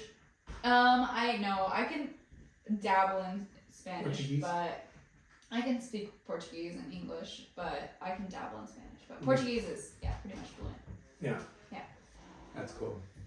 Yeah, the Challenger series, just like the QS, it's like you'll have amazing surf spots, and there'll be no money behind it, and then there'll be like crappy surf spots, and that's where all the sponsors, because it's like a metropolitan or like a big busy beach, and it's like, well, they have the money, and this is where the tourists or the fans, and it's like, like it's tough. It's really tough. None of like the perfect waves in the world, like for example Maldives or Costa Rica have like money, No, but it just goes to show, it's like you're trying to make this dream tour, where the events are, at a lot of favorable places and dreamy waves, but you have to compete in crap to get there, which it's crazy. still And blows all me of a sudden away. you're on tour and you're surfing like really good waves like pipe. Yeah. But apparently Pipe's now in the Challenger series, which is really cool. Yeah. Oh, wow. They're doing two events there. Yeah, they just got the permit. Because I was tripping when Vans made it an invite only, and it wasn't part of a Yeah, I don't think tour. anyone liked that. No. That was a trip. When Vulcan was doing it. And Vulcan was a Vans- qualifier. It was so sick when it was a Vulcan qualifier. Yeah, in February, and then Pipe in December was the Pipe Master, which was the end of the year. Yeah, so what happened was WSL actually owned that permit, the WSL permit for the QS. So that's why they changed the timing of it to beginning of the year, which is January, and they actually never owned the Billabong Pipe, quote unquote, Pipe Masters permit. Who owned that was Billabong, and then Billabong sold it to Vans. So they WSL never owned that permit until now, when they bought that permit off of Vans. Because Vans, I don't think was pretty. I don't know how no one really liked that event, anyways. Yeah. So I think ended up that WSL finally acquired both permits, and now they can do a CT and a QS. And just the Triple Crown in general is so prestigious, and it's in such different variety. Like, I mean, maybe it's Pipe, because it is expensive to have 3 events over there, and especially with the tour and the money. But Pipe should be Pipe. Should be the end of the year event, but there should be another. Maybe it's mobile. Maybe it's like, hey, we're running Haleiwa these days because it's the best wave, or maybe it's Sunset, or maybe it's some other spot. To bring the Triple Crown back would be so cool. Like, That'd be so cool. Yeah, because it's such like a. First of all, I think for Hawaiians to have a chance at their home breaks, going to and doing the like qualifiers to be able to get into the main event and create a name for themselves, for me is like, honestly, it's really cool. Like, and they don't have so many opportunities, you know, nowadays like that. And even though I do believe that it's for anyone, it's hard to make it in the surfing world, so I get it. But Hawaii is just where the birthplace of surfing, so it's just a little different, you know. Yeah. And everyone loves the Triple Crown.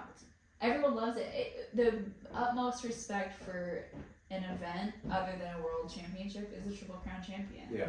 You know? For sure. It is so prestigious, and then, there are guys that just set their sights on that. Just, like you said, or there's Hawaiian surfers, or they excel in big, gnarly, crazy waves, and they should be able to host, events for the best of the best in those conditions. Like, there's guys on tour that call in sick, or got a sprained, or and I get it because hurt my knee. Yeah, it's gnarly, but give opportunity to those that are that's their forte, that's their passion, that's their Well, it's cool because whoever the new CEO or whatever, WSL's, reverting back to Ryan Crosby, the better, It's really impressive because the first time I had a call with him, I was like, hey, I'm not gonna buttercoat anything, like sugarcoat anything. Buttercoat. I'm not gonna sugarcoat anything. Butter down. Butter is better for me. Yeah. No, just kidding. We don't need sweets. No sugar. No, I was like, I'm not gonna sugarcoat anything. Like, look, And I said, I think that WSL surely tries their hardest, and Dirk and Natasha, honestly, if we didn't have their support, we wouldn't have tour. Straight up, we would not. We would be very ignorant to not acknowledge the fact that those. Excuse me. Bless you. Yeah. We would be very ignorant to ignore the fact that Dirk and Natasha are not the one. Like, we are nothing without them. I'm sorry, because someone needs to be able to own the company and pay people. Yeah. And so for me, it was never about the fact that there was just this disconnect from core surfing to what they were trying to sell. And a lot of the people, the fans, they say it in the comments, and you read the comments and you're like, yeah, I couldn't agree more. Well, no one likes a cut. You qualify after so long, so much money spent on the Challenger Series to have 5 events against veterans that have spent 10 years, like me, like myself, competing at those waves 10 years in a row. So it's like, how is that fair? It's not. So I think after Ryan really listened to the core surfing fans and the audience, he was like, you guys, we need a change. And I think it's really cool that he's trying to do it. I love it. Yeah. Well, me and Lyndon always joke, but it's serious. Nobody complains when the waves are going off. Yeah. And, because scoring and, wave quality and, there's always there's something to point at. Judging didn't get this.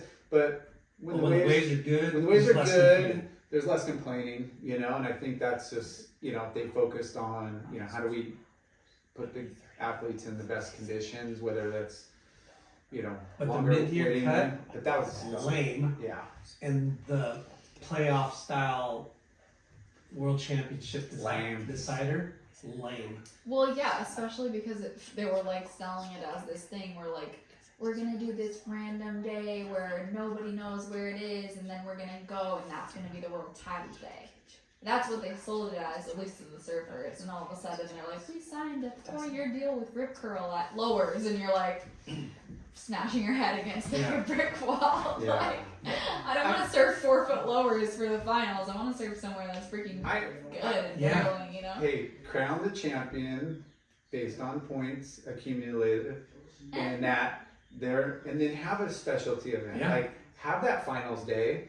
And, we've talked about this with other, tour athletes. It's like, okay, take your top 5 because that's an incentive. For sure. And then how about Rookie of the Year? How about a couple of wild cards? Maybe WCL has a wild card. Maybe there's a fan wild card. Maybe at least 8 or 10. and do a proper event, and that's just a bonus. Like, and throw some extra money, throw some extra hype. Yeah. You know, So like they definitely have talked about doing like very specialty events where there's still people, like for example, with a lot of talent out there that have just kind of fallen off the map because of the cut. People like Connor Coffin, people like Gordon Conalog, you know, where they still have so much talent. They could still use these people to their advantage and make specialty awesome events and invite those people, and people will want to watch, you know?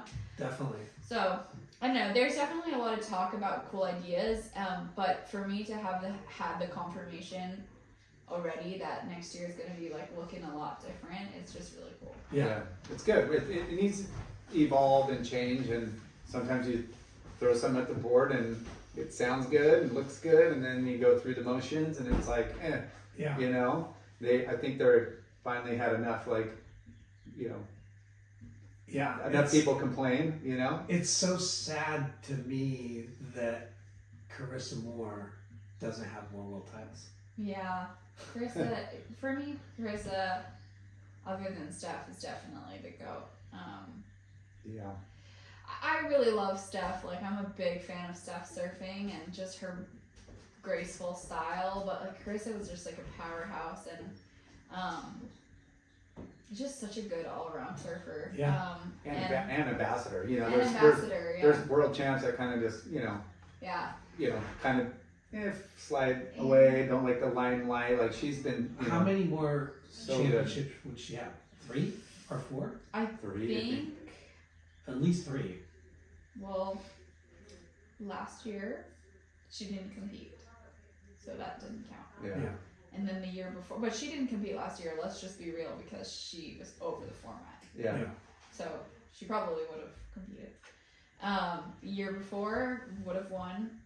Year before would have won. You know. Yeah. So that's 3. But it's you know, that's the asterisk to those world championships to me, right? And the men's, that leader ended up winning, right? Like, so there wasn't an upset, you know, but is Italo the only one? I thought there was one guy that wasn't number 1. No, every year won. Okay. He came from 5th and almost won it. Yeah. Oh. Like, he was in the final. Right, like, he could have had a major upset, but it didn't happen. Yeah, so I guess on the women's side, only once has number 1 been knocked, which was Carissa against, and it was versus Caroline. But almost versus me too. But she still got me. But you know, it's like, let's just get back to good events and good places and let the points settle at the end and crown that person. Yeah, and I think it's really cool that, you know, they did try to make something from like a day, like, you know, but they have the opportunity to do that anywhere really with the top 5 if they wanted to. Yeah. So it's like, why would you not just like crown a world champion the way it's meant to be crowned, and then do this awesome, cool, like specialty events? Yeah. Somewhere that they've never had a championship tour event, you know, people would be stoked. And then what's the legends? What do they call the heritage heat? And it's like, which is so great to get like those people there and celebrate what they've accomplished, and some of them are still freaking ripping. Yeah. But it's like, don't just throw them in one random hour and some random day. Like, you know, you know, let them kind of shine too, in like good condition. You know, sometimes you see them go out and it's like, I think there's just an hour filler. They're not really, you know, promoting it and really doing. They could do a better job. Yeah. And I'm all for that last contest. They had the like twin fins or single fins. Was it Burley? Was it Burley? I don't know. And I was just like, what is this? Like, why are you even doing this? It's like, it was kind of, you know, annoying. I know Burley, Joel, and Mick surfed a heat against each other. Yeah. I was psyched on that. Yeah. I don't know. It wasn't that I was bummed on, but there's like some other fillers. It might have been Margaret. Yeah. Anyways, like, I was just like, this is dumb. Roll in a couple of like local hero wild cards. Maybe there's a tour, you know, surfer that's their home break that's not long, you know, whatever. Like, I think there's more that WSL could bring to the table in regards to. There's a lot of talent out there. Yeah, like, hey, maybe, you know, it's some trialists or, you know, some sort of, I mean, yeah, there's, just get new faces Right. on the screen and help bring up some other talents that don't have the funds or can't sit there and put 10 you know, months together, you know? Yeah. Because surfing's more than that. So you qualify for the big world stage. How was that first year? How was the Rookie of the year? Yeah, I ended up getting Rookie of the Year. Another bonus?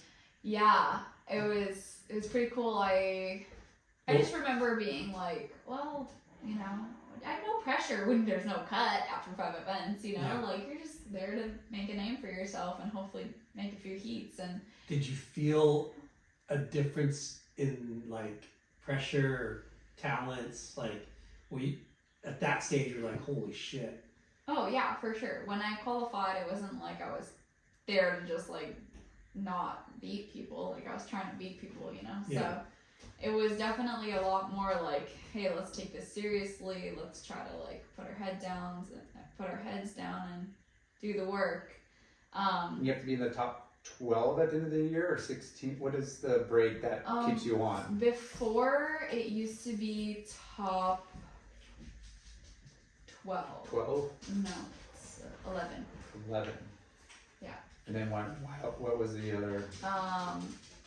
Or they just rotated the others from the challenger. We had the chance before to be able to compete both tours at the same time. So we could potentially already have qualified through the QS and been competing on the CT and like already have had like that cushion to be able to go and perform better and stuff like that. So it worked a lot differently back then. That's how Kanoa and Ezekiel out, right? Like Kanoa won or did good in the QS and double qualified. Yeah. So that got Zeke Lau on. Yeah, something like that. Yeah. So that way, when you competed, it just felt like a lot less pressure if you had already done good in the QS, which was kind of like your first goal, because the QSs in Australia were always before Snapper. Snapper was usually the first event of the year. So you would have Manly and Newcastle. So if you automatically did well in Manly and Newcastle, you were like feeling good, you know? Because you're like, okay, well, I already have 2 results in the QS, and I can go and like, you know, try my surfing on the CT and not worry about it so much, you know? What events did you do well in that first year? Ooh, I did good at France. I got second at France in my rookie year. That was in the final. Yeah, it was me and Tyler. Nice. Tyler won, yeah. And France could be fucking really, really good. Yeah. Or it could be challenging. It was good, yeah. So we have a part of that in my movie, and it was firing. Yeah. It was really good, yeah. It was super fun.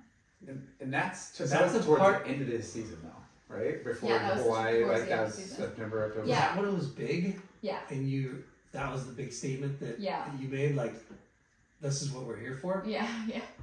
Yeah. That's a my big rookie year. When you see the movie, you'll know what we're talking about, because it was because of Tati that they ran The women. the women's. They It was weren't going to not run the women's. You're like, fuck. And Tati's like, why not? Yeah. The waves are pumping. This is what we live for. Yeah. Yeah, it was crazy. It was crazy. I was like floored at the time, like. And Kelly in the movie is like, yeah, it was crazy because, you know, the contest director was like, oh, we're going to hold off. And Tati spoke her mind, and everyone was like, well, shit, you know, okay. And then she gets a 10? Yeah. She had a 10. Yeah. Yeah. Yeah, so it was pretty cool that year. Good call. Yeah, yeah, that event was very memorable for me. That's kind of like the only one I remember after vividly my rookie year. I do remember doing well at Margaret River as well and getting like quarters or semis there or something like that. So yeah. It's a trip, like, over the years, back in the day, it seemed like Margaret lefts were more, Oh yeah. right? People scored better, higher on the lefts and then do the rights. Yeah, so Excuse it me. was so funny. The Actually, first time wow. I ever competed at Margaret River, I was actually 15. It was my first QS ever. And I was traveling with Bethany and Alana and Najee Melamed. And it was like such a trip to be like at an event with those girls and like staying with them and stuff. And I remember in my heat, I got a triangle, I got an interference because I went left and the girl went right and we crashed into each other. And I was like, what the heck, girl? Like, I'm going left, you know? And then I remember like all of a sudden like watching the rest of the event and I'm like, everyone's going right. Like, what the heck is happening? Like, no one's going left. And then that's when like Margaret River turned into like a right. Yeah.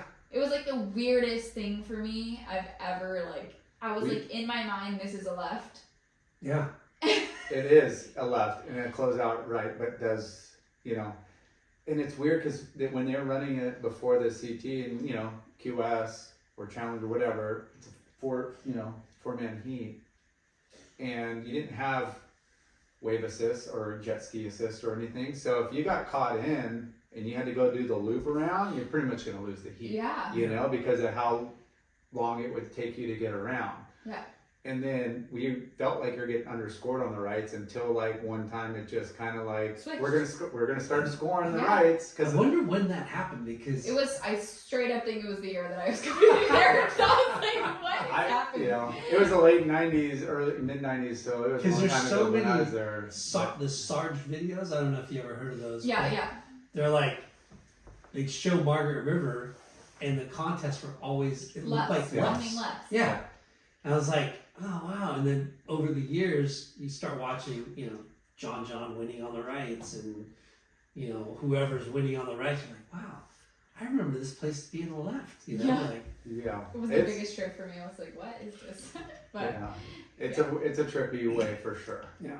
If the inside the way it is. But, you know, you watch guys fucking send it right on the dry reef. Yeah. You know, it's like, dude, I've smashed into that one too many times. yeah. So, yeah, good experience there. It seems like you do well when the waves are of consequence and some power. Yeah, usually I do well when the waves are big. Ironically, my first win was at the U.S. Open at Huntington when it was like 2 foot. But That was your first win yeah. in our Huntington Beach. Yeah. Wow. On the championship tour, yeah, when it was a tour event. It was pretty. It was a CT event. Yeah, it was a CT event. Back What then. year was that? It was 2016. So when Hurley was Wow. throwing out the big bucks. Yeah. Yeah. Yeah, For before the men. Vans took it over. For the men. Yeah, for the men. Not for the women. You didn't get the same equal pay yet. Oh no. The women That wasn't- get when- 100,000. Yeah. The women got normal. Yeah.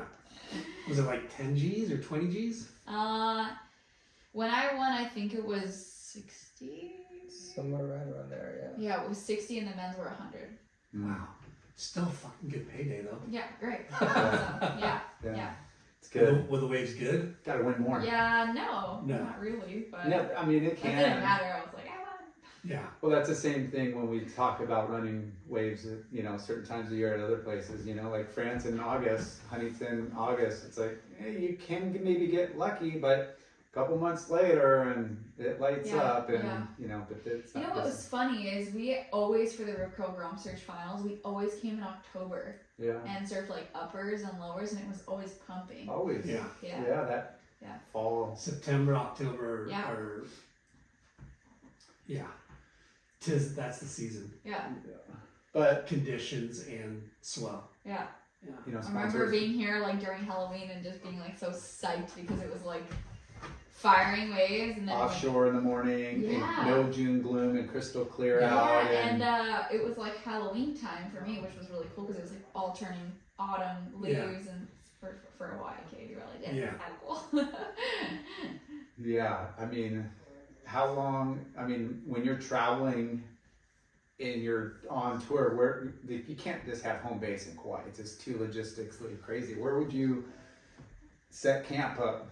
Well, we have 2 home bases, Jesse and I. We have Kauai, and we also have Guarujá Okay. in Brazil. Yeah, so that's right outside. It's like a 2-hour drive from the international airport Guarulhos, which is the main airport for São Paulo, and there's plenty of flights flights going in and out. Yeah, so it's not too bad. Helpful, yeah. Yeah. Yeah. I mean, I Brazil, it's pretty accessible. Kauai, you gotta, it's a little puddle jump over, somewhere to somewhere, and it is very central, but not as many flights and convenient. It's really far from Portugal, especially Abu Dhabi. This year the schedule was out of control on the WSL. It looked like it. They're out of control.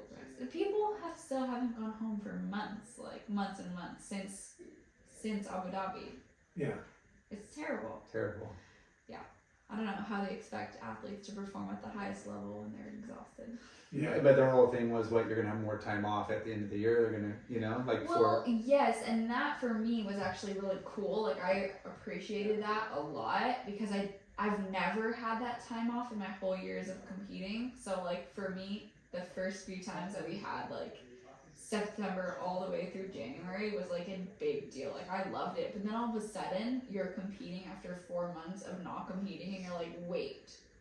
That's too much time off. I think I forget how to do this. Yeah. And it was kind of super stressful. Wait, time restraints and what do I, it is weird. You kind of get out of that. I'd say the perfect number of months off is probably 2.5. Maybe 3, because then you have 1 month off, 1 month of pre-training, 1 month of getting into the rhythm of competing. Yeah, and just spreading out the events just a little bit more proportionate to where you could, hey, I want to go there early, try some equipment, whatever, or hey, it's an exotic, cool place, and I really like there, and I want to go and do some touristy and popping in and out. Well, the difference nowadays is we say. People on tour actually don't even have time hardly for surf trips. Yeah. To go get better at surfing, and that's where it's it lacks for me. It's you have the best surfers in the world, but they can't go and get the best waves in the world because they're on this time restriction and a schedule restriction. Yeah. So that's where it becomes a little bit difficult. And for the ones that do get to go on those surf trips, it's mostly because the sponsors are we need you to get on a surf trip and ride these board shorts or use these board shorts or bikinis, It's different times for sure, but I'm sure they're mapping out logistics on a tour and those events. It's got to be fucking crazy. It's hard. But you want, as a fans of surfing, you just don't want to watch your favorite surfers in heats. You want content. That's what we strive for and live for is, killer waves and the best surfers.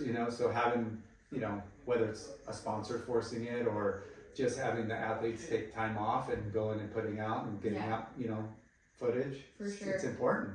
Speaking of equipment, what boards do you ride? I ride Sharp Eyes. Nice. Yeah. I don't know, how long have you been riding Sharp Eyes? I've been riding them since 2017. Yeah, so for a while now. Long time. And have that relationship start, because sponsors is one thing, and then a board, sponsor is a whole nother full separate deal than everything else you work for with. Yeah, so I used to ride for Tim Carroll. He was a shaper on the North Shore of Oahu, and he made my boards from when I was 11 all the way until 20-something. I don't know how old I was on 2017, but it was after my second or third year on tour, and I just felt at that moment in time you feel there has to be this 1% better every day, and sometimes you just there's change is necessary for growth and evolution. So I had been definitely speaking with my team, and they were maybe we should get you food boards. Definitely tried some Mayhems, I tried some Merricks, I tried eventually Sharp Eyes, and ended up really clicking with my Sharp Eyes, and I actually clicked really well with Mayhems too, but ended up I had some difficulties trying to get on the Mayhem team because he had already a few team riders and it was difficult at the time. So so then Yufu, who is Sharp Eye's team manager, came up to me and gave me a board, and I used it and I loved it, and then I tried another board and used it and I loved it, and then eventually competed on it and did really well. And I was like, yep, these are really fast boards. And it took me a while to adapt, but eventually, Yeah. It's crazy. We talk about that a lot, you know, with Professional and competitive surfers. Like, it's crazy because it's sad for that first shaper that you grow up with. For sure. And then, but as a pro surfer, like you said, 1% every day. And that 1%, you know, it's training, it's mind, you know, preparation. And then it's also changing boards and equipment. Yeah. It's you kind of owe it to yourself, right, to venture out on something else, right. And sometimes it's just that logo that. Yeah, no, it was so difficult. Honestly, I think that's why for me it was like the hardest because I had such a great relationship with Tim, like, and they were like family, you know. They were doing everything they could to help support me. But at one point, I was like, gosh, I didn't even like know what to say to him. I was like, I couldn't even call him and be like, oh, I think I'm gonna ride. Yeah. It's breaking up with the person. It is. Yeah. That's what I mean. It's a very been there. It's a personal thing. And unfortunately, since then, our relationship has never really been the same. Even though I love him so much and I'm so grateful for everything he did, but maybe he'll listen to this and forgive. Yeah. Well, I asked for forgiveness because I felt like I did a few rookie mistakes too, you know. But and that's life, and you know, but you know, when you know what's under your feet, you know the feeling. And then when somebody else, a peer or a competitor or somebody else is in your ear, like maybe it could be to your demise, like, oh, they're trying to maybe get you on shittier boards. Like it could be a perfect click. Right. But there's somebody that's just like, oh, that board doesn't, I don't know, has it, you know, just little noises. Yeah. Like trying to get you off your game, get you in the head. Kelly Slater, right? Like, he's the greatest of all time and he still fucking rips. But I bet if he had a Channel Islands board under his feet, he would have 12 world titles at least. Whoa. You think I'm wrong? Oda? Should we ask the listeners? Oda, back me up. You're right. I think it's, I think he's obviously crazy in the head with all the different boards, but because he's still unbelievable. Don't get me wrong. Look what he rode this week, you know? Like, we were like, what is he writing? And it's some funky board, but he's been doing that. He can do what he wants. He does. He did the wizard sleeve like a 10-foot pipe on 20 years ago. But if he would have been on the Channel Islands on his 12th year, he fucking could have won. If he won a normal board, for sure. Yeah, for sure. And then Jordy Smith. Yeah, but like, what's 11? What's 12? You know, 11 is good. I think. Like would be pretty cool. But what's really cool is how Jordy, right? Jordy's ridden for a bunch of different people, and then he won one on his dad's board. Yeah. That's after what, 8 years? I'm such a fan of Jordy and the way he competes. Like my husband this year, it was so funny. My husband was like, can you just be like Jordy and like compete like Jordy? And I'm like, what do you mean? And he's like, you know how Jordy just is still there and still freaking rips, but like doesn't really like take the tour so seriously. It looks like he's having a great time and he's in a good place, and he's just like, if I make heats, cool. If I'm not, I'm just and no I'm pressure. I would love to be like Jordy, babe, but like I'm not Jordy. Yeah. I was like, can you stop referencing me to Jordy? Like, you could see it as a fan and people watching and the the interviews and just everything. You could see it. Yeah. And I wish I could have that mentality because I think it would make all the difference in the world. But for me, I'm like a 0 or 100%. So well, going back to when you were winning as an amateur, that's kind of what you're talking about. Yeah, for sure. Like, kind of blindly believing in yourself and not really thinking much about competition as a threat. You're just like, I can beat them. It's true. And he's just like, and he's just like, oh shit, I won a contest? Fuck yeah, I won a contest. Yeah, I know. It was the coolest thing. It's like, I'm still here, I'm so I was like, yeah, you are. And for somebody like that, he's like, well, all I gotta do is make, this many heats this year, and I'll requalify. Yeah. And maybe he gets a little comfortable, but at the same time, one good result, one win, and kind of like, oh shit, like now it's like fucking more. Do you know like any fans that are like not into Geordie surfing? Like everybody loves Geordie surfing. Don't fall off tour, please win more. Please, yeah, you know, I'm like, I can keep watching you surf easily. Like that guy's a freaking magician. Like that's the hardest thing with picking fantasy surf teams is I want the people I appreciate or I want to watch win, but they're not always the best choices for my team. You know, and you're like, oh, I gotta put that person on, but people, they're probably gonna do well there. This is the funniest thing that I would say. Like people would come up to me and be like, Tati, I put you on my fantasy, and I'd be like, oh, you really? owe me money. Okay, I'm gonna win for your fantasy, not for me. I'll win for your fantasy, okay? Not for me. Oh, that's awesome. You know, you're just like, thanks. That's so right. I know it's totally a compliment, and like it's like something I can be like, thank you, you know. But it's just like funny. You just kind of like play around, and think, hey, I'm gonna win for you. That'd be the best peanut gallery as they're coming up out of the water. You owe me money, you lost my fantasy. And I just give them an earful, but no, it makes the watching, and it could be no bad. It could just be, dinner, drinks, food. The money helps because it does give, the.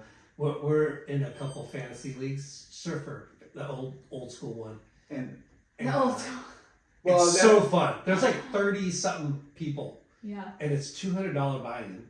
Oh wow! So not an event for the whole year. For the whole year. So it's like a pretty good price first. You win $200 every single win, and then the overall ratings gets a really good payout. You know. I won one time, like 10 years ago when Connor O'Leary first came on the scene. Yeah. And I think he made the finals at Snapper. Yeah.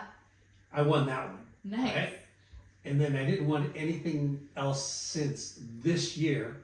I've almost won 3, but I've won 2. Yeah. Okay. So I've had 2 and you've had 2.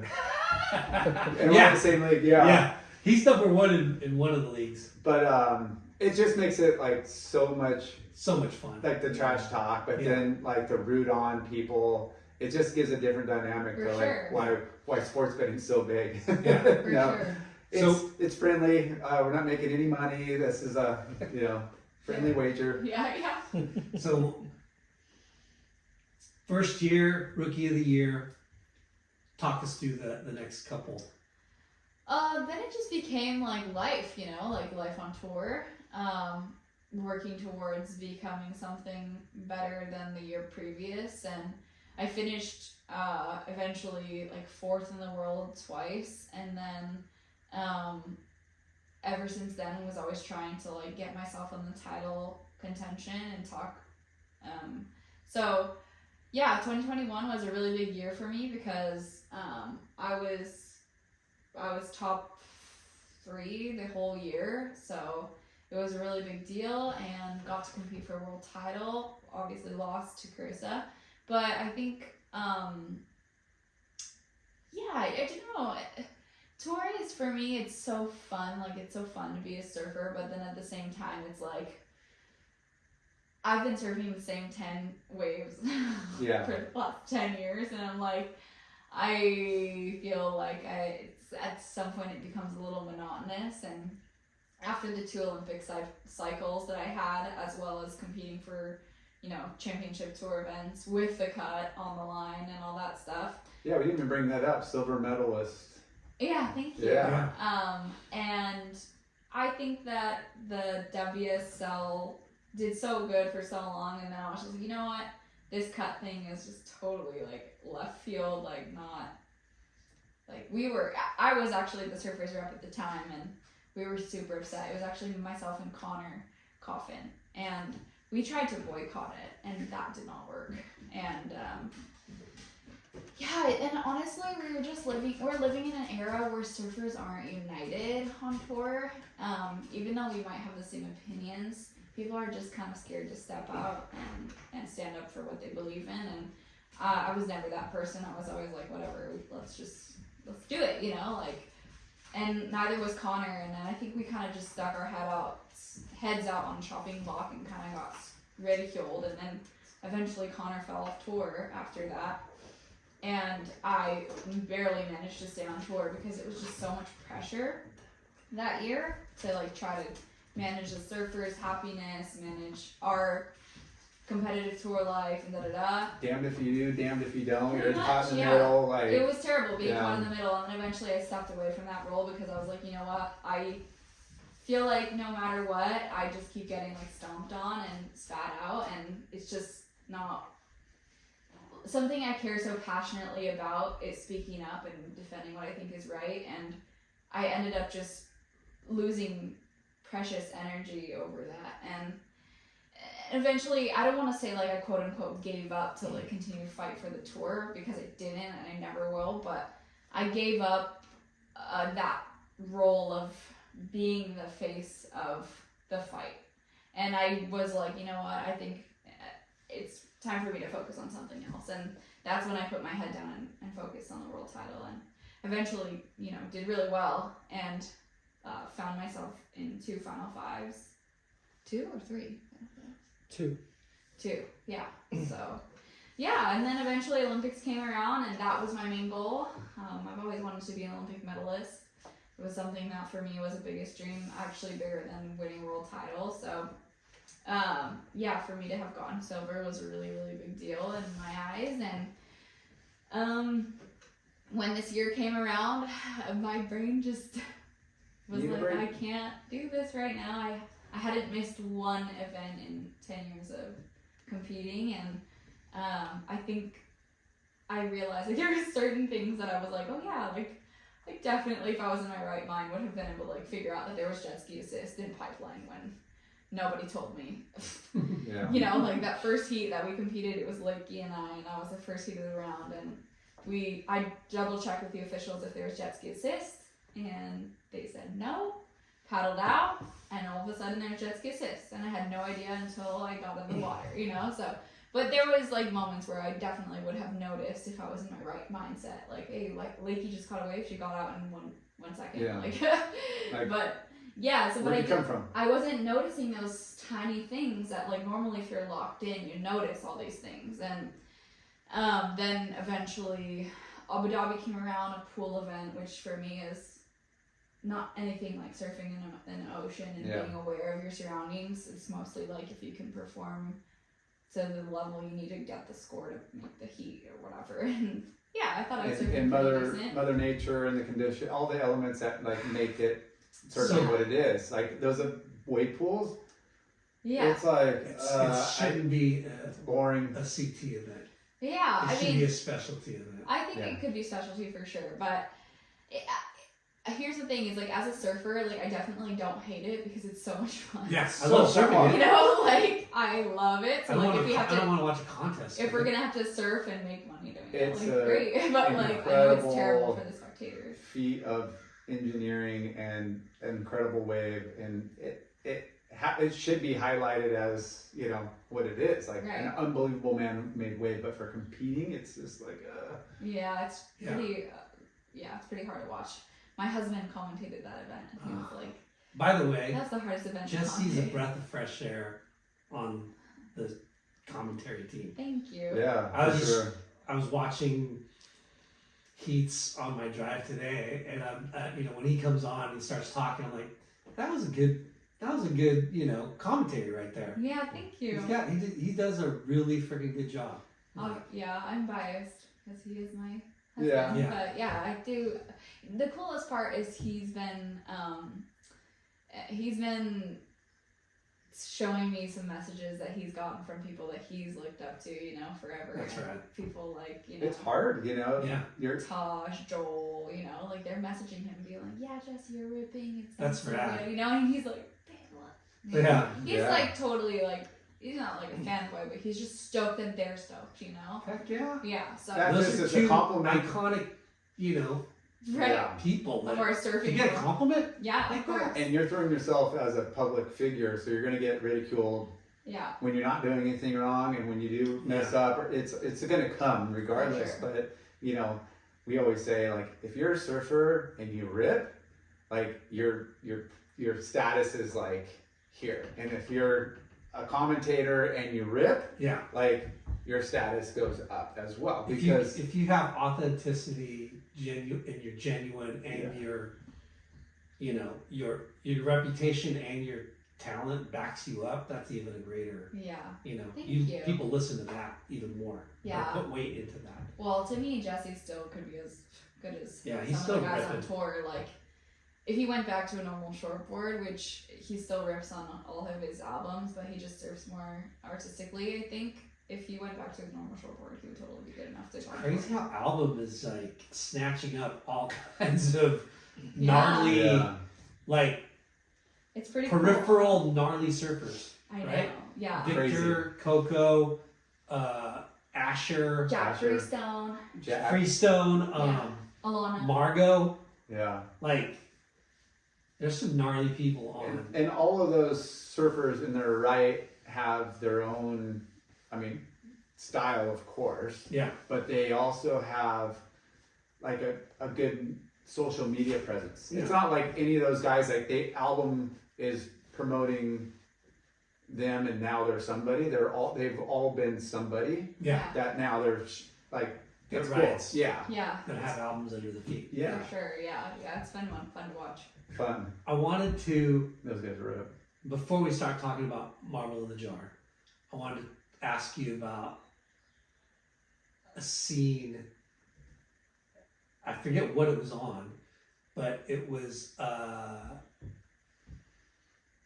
Sage going off on you. Do you remember what I'm talking Yeah, that was on about? gosh, It was it was the Apple show. Make or break. Make or break. Make or break, yeah. Yeah. That was crazy. Yeah. Sage got really mad at me. Was it a heat? After heat? Yeah, it was after Heat. Mm. The context, I'll tell you the story. This is probably, I know she's probably going to listen to this and think it's like only my side of the story, but it's true because Bella in the water, Bella Nichols, was there and she witnessed everything. So Bella's always like, yeah, back you up because she saw everything that went down. So what happened is Sage had took off on a wave and I was paddling back out, but she kicked out right next to me and we kind of like paddle battled to get out the back, kind of like for who's gonna get priority. And I got at the back, sat down, and I'm like looking at the priority panels, right? And I had no idea because we were double heats, and I was like, how do you even tell like which one is which with double heats? So I turned to Bella, who was in the heat against Steph, and I was like, Bella, which is my panel? And she says, yours is furthest right, ours is furthest left. So if yours is like closest to the middle, you have priority. So I was in red at the time. I saw red and white, okay? But before I had asked Bella, I asked Sage. I said, Sage, who has priority? And she said, me. And I said, okay. So then I asked Bella after. Yeah. Sage said, me, her, she had priority, okay? So she thought she had priority. She for sure was convinced she had priority, which... Yeah. Totally fair. It was really hard to see and hear. You couldn't hear hardly anything in Mexico. Yeah. At Selena Cruz. So once I asked Bella, I confirmed. I looked back and I saw the panel and I paddled up to Sage and I said, Sage, I have priority. And she acted like I didn't say anything, her nose up in the air, like I didn't say anything, and I was like, okay, whatever. Yeah. And then the next wave came and it looked like a decent wave and Sage was like paddling and I went. And then of course she dropped in on me and then got an interference. And then she lost the heat, but that was her last heat. And then she like fell off tour. She came in and started saying, you're so cheap, you're a liar, that's how you play your game. And I was like, girlfriend, I told you that I had priority. And she was just like, yeah, it was bad. And Julia, my friend at the time, Jack Robinson's wife, was really good friends with one of the filmers of Make or Break. And she saw that Sage was snapping at me. She said, oh my God, look at that. Go film that. There's some good drama. Drama, yeah. So Which was cool to see. Yeah. So Julia like told the filmer, Phil, his name was, he was a classic guy, Phil. Phil runs up and is filming everything. And then Sage is like swearing at me and da-da-da and da-da-da. And Yeah. I'm just like, whoa, like, girlfriend. And I was just trying to be like, hey, like, I tried to tell you. And then, I don't know. And, you know, somehow I always find myself in these, like, really weird situations where, like, girls get really pissed at me. And I'm like, I swear I didn't know. Like, whatever, you know? But, yeah, that was how it went for me. For her, maybe it went a different way. I don't know. But that's how it went for me. Double heat, double, you know, priority boxes, whatever, can probably, confuse anybody, especially. But for her to, you know, we're hearing your side of the story, but for her to be smug about it, I have priority. Yeah. You know, like, maybe she didn't say it that way, but, like, you know what I mean? Like, and then you made sure that she didn't have priority. Yeah, that's actually. Well, that's why, because I know for a fact, because Bella was like, I remember you saying to her. Yeah. And she was like, and she didn't even acknowledge you. Yeah. And I was like, Because Bella at the time, she said, I was losing my heat. I didn't even care because Steph had like 2 8s or something. And Bella was like, well, and it was like the last 5 minutes of their heat. Yeah. And ours was the last of the round. Because surfing is surfing, but competitive tactics. The CT, the highest level of surfing competition for money, pro, we want to see how passionate and fiery that competition is. Oh yeah, and like Sage had been on tour for so long, and she was a great competitor, and you know she rips. Like she's such a good surfer, so I can only imagine her frustration at the time because she was falling off tour with that result. So it was probably not just that, but like accumulation of different things. And the whole priority situation, you know, like it seems like it changes every once in a while, and sometimes it doesn't seem like the right. Yeah. Like, well, in that case, it was right because she had caught in the last wave, and we arrived at the takeoff together. Like, you know, that's typically at the paddle battle. Whoever arrives out in position, whether you kicked out or rode the wave, you know, it's whoever gets back out there. You know, but that point of, you know, sometimes it's where the cameras are for the, you know, the live cast, you know, and where the judges are, and it's different because of where they think that takeoff spot. So it's definitely a little confusing, you know. Because there used to be they used to actually put a priority buoy. You have to circle that I would almost prefer it to be like that because then it'd be an actual sport. Yeah. Kelly, you know, not like actually a definition. Educated us about the double heats. Yeah. Is because in Hawaii, right? Yeah. And that's why, because you're supposed to have 4 people in Hawaii, the permit required. Yes. And that's 4 why they people in ran the water. double heats. Yeah. And that's why they kept running double heats over places. Yeah. So. Well, that needs just more action for everybody, and you know. I don't like it though. I don't like double heats. I don't think anyone does. Yeah. Definitely not if you're in the water because you're. Hell no. Yeah. Wait. These guys got party, and then I got a guy over here that wants. Oh, this is fucking. You're like 20 minutes of trying not to get in the guy's way that has priority, like God forbid, and then 20 minutes of also you're like scrapping for like 5s. You know, where there's like 8s in the water, and you're like. Yeah, definitely confusing and not needed. Yeah. All right, so let's talk about Marble in the Jar. Yeah. Okay. Whose idea? What, like? Greg's idea.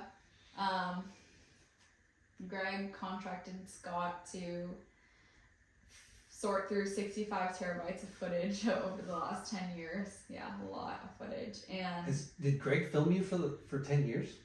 Greg we had film from 10 years because of me being with Body Love since I was 17. So they had some great archives, you know, and we used all that stuff because obviously Body Love said, of course.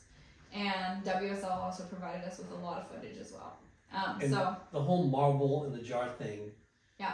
Was that you guys came up with that? Like it was something that I told him that I read in a book one day, like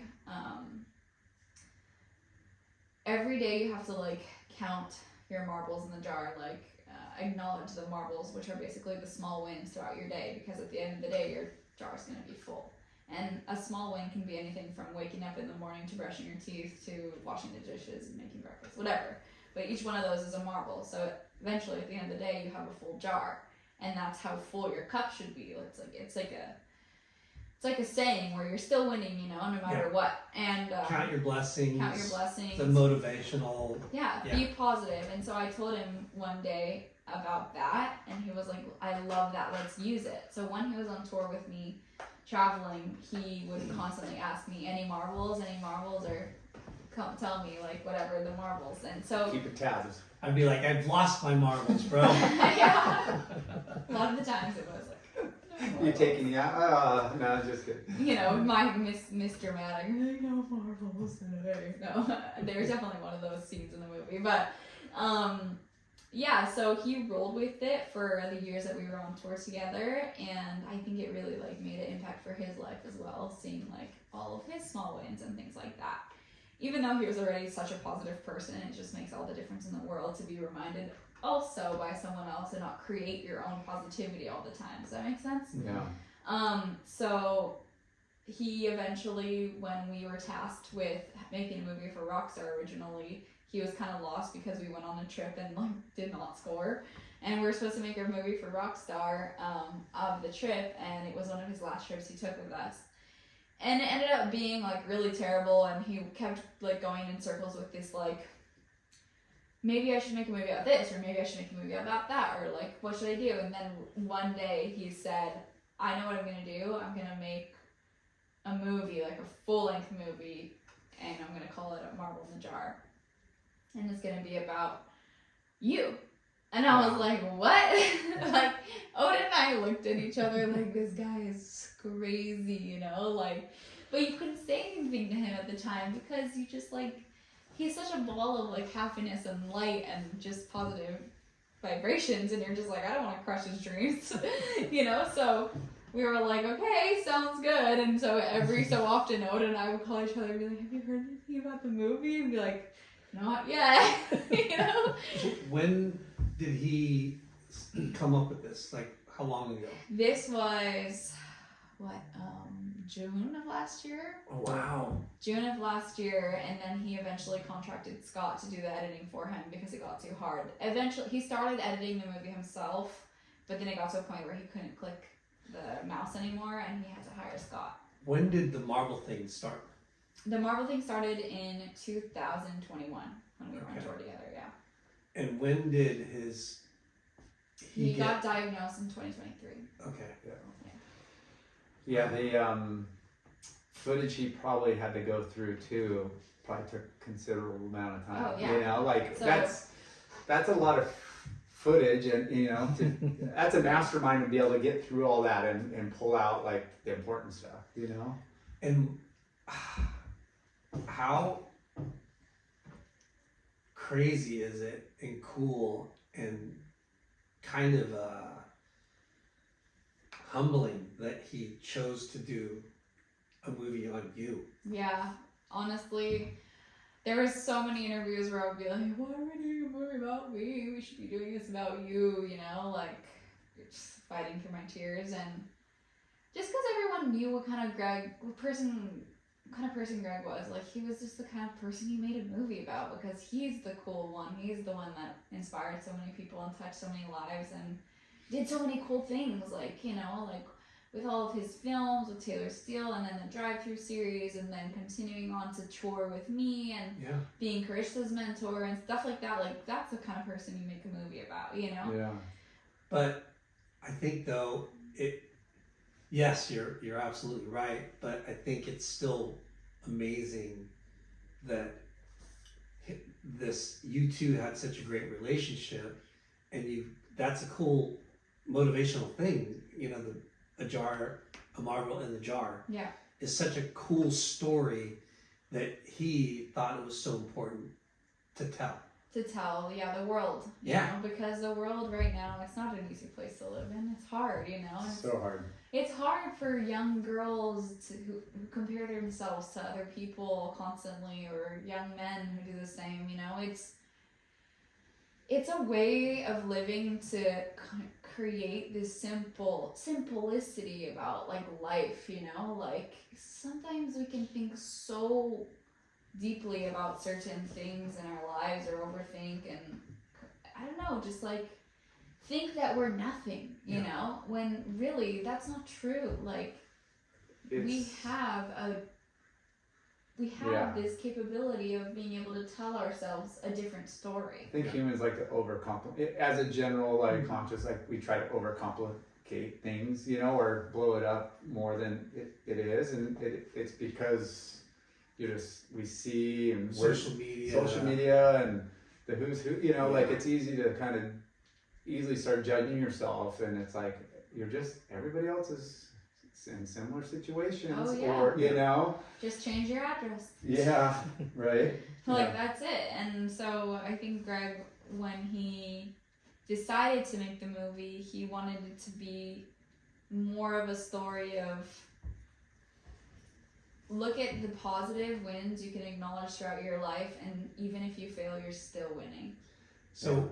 And I'm a good person at failing. I get second a lot. Yeah. Seriously. Were you intimidated when to have a movie about you? Oh, yeah. It's got to be humbling, and okay, well, what do I got to do to make this this movie it's got to be tough to figure out that. The story's there, your history, your what you've gone through and all of that. But, now you're thinking okay, this is what many other little girls are going to watch, and how am I going to, or just guys, honestly, girls, whoever. The best part about the movie was that, I did a lot of these, a lot of it is authentic, and it's not something that we just tried to create out of thin air. It's very authentic to who I am and to who Greg was. Yeah, your path and relationship. Yeah, and so it's not like it wasn't a true story. Everything is true, and all of the stories are true, and everything that happened is true. So it's really special us knowing that we just had to piece it together. To be able to tell a story. And Greg knew that from the beginning. He was like, okay, how am I going to piece this together to tell a story about Tati and the type of person I know who she is, and the type of person I want the world to know who she is. Yeah. I don't want to talk too much about the movie. I want people to see it, obviously. But, what you said about authenticity, there's there's years of footage where you guys are talking about the marble in the jar. There's a bunch where way before he got sick, right? And you saw that, and that's what the movie's about. And then the way that you start the movie of you being vulnerable, losing the world title on that wave, all that is fucking gnarly. You know what I mean? It's so crazy. Highest to highs, the lowest to lows, and and that's life. It's it's coming, or it can happen, or whatever, and then it's how you deal with it, regardless. Yeah. You could deal with the win in a very, poor way, or losing obviously is an easier, scenario to feel, shitty or down, and it's how do you spin a positive regardless? Yeah. Yeah, and that's what Greg was so good at. He would always make have the perfect words to say for you to be like, oh, I guess it's not that bad, and realize hey, he made you realize it's not your world and we're just living in it. It's everyone's world and everyone's going through something, and it's very humbling, but at the same time it's very so Greg. And that for me was it was everything to be able to learn about life from a guy like that who had such a great outlook on it. And but not only that was it's crazy to know that he got that type of feeling with me. And it's really impressive. And for whoever's gonna watch the movie, it's definitely emotional, especially if you know and love Greg. But I hope you guys watch it because we definitely poured our hearts and souls into it. Scott Smith worked really hard on it. He worked for almost 10-12 months straight, working on the movie with Greg and not only working on the movie with Greg, but taking care of Greg at his home, feeding him, putting him to bed, bathing him, etc. And he got to spend a lot of those last moments with Greg, and he thanks us, over and over again for having that time spent with him, because any time spent with Greg is great. Yeah. You guys did New Jersey first. We did New Jersey, then we went to Hermosa, Greg's hometown, and then we had a premiere here in Encinitas at La Paloma, which is a theater super important to Greg because he had a lot of his drive-through premieres there. Iconic. Yeah, and now... It looked like an insane turnout, too. Yeah, we had both showings sold out, which for me was a true testament to people believing in our story, and I'm really excited for what's to come. We're still walking through those next steps of how we're gonna spread the word on the movie and how we're gonna put it out there. So yeah, that's TBD. I don't know what we're gonna do yet, but we definitely have some stuff in the works. Because there's Florida Film Festival that they have one, and then Salento had one today. Australia, right? Yeah. And then our friend Enoch Harris does the Laguna. Does the Coast Film Festival. I think so. In Laguna, the Rivian Theater. Yeah, it's they pretty much control the Rivian. That's done though, isn't it? Going on now or past? You can do it anytime, bro. Yeah. Like I think Thursdays. I mean, if you want, we can see. Okay. Nice. Yeah, and Seal Beach. Yeah. Our we know the people that run the Seal Beach Bay Theater, and then Lido too. So in Newport. So we paused on Lido. We were gonna do Lido, but things just got too confusing, and her schedule was about ready to go crazy. Yeah. And So, I was like, my year off has turned into a year of touring on a movie. Like, that was not planned, but you know. Any good surf trips? This she just got We tried to do we were supposed to do for the people in the audience, people that listen. John was going to try to set up a Zoom one. Yeah. When you were in Bali. Yeah. But Bali and we hate that. California. It's just the feeds never work. It's just not the same. Yeah. It's not as down home like rootsy. Yeah, no, for sure. No, I was just in Bali and then went to the Mentawais and it was so sick. Thank you so much. Scored. And we scored. Yeah, it was so nice. Honestly, it was so nice to get good waves and just go left and get barreled and. Hello, Glassy. Yeah. Jesse with you? Jesse was with me. I was with Jesse and my brother-in-law Vitor and some of Jesse's really good friends, and yeah, it was super cool. Boat trip or boat trip in the Mets, yeah. Pelagic? Is that the name of the boat? Oh no, we went on Cerviti. Yeah, and we mostly scored at playgrounds. It's a wave called Highways. Yeah, if you guys want to watch it, it's on YouTube. Nice. Yeah, we had a raw session. It's pretty sick. Yeah. So good. Yeah, we were as an unplug getaway, like surf trip, that's like one of the best. And I got messages from like girls like Aaron Brooks on tour who was like, I'm so jealous you're surfing a left and getting barreled and I'm here surfing like Margaret River. I'm like, oh, that's cool. Sorry. Yeah.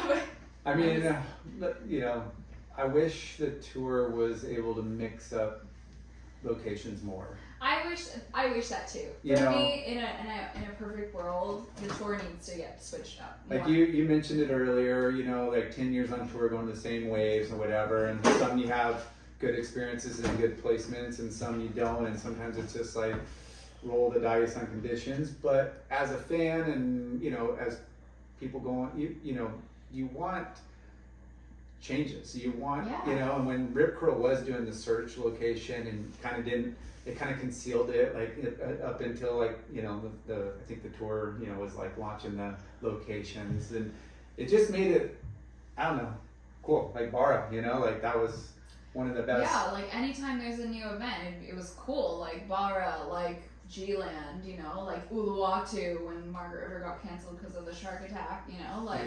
It was always very exciting when the women weren't at Honolulu and it was our first time competing at Pipe. Like, it's all change that makes the viewers want to be like, well, I want to see this, what's going to be new, Yeah. And that's where for me,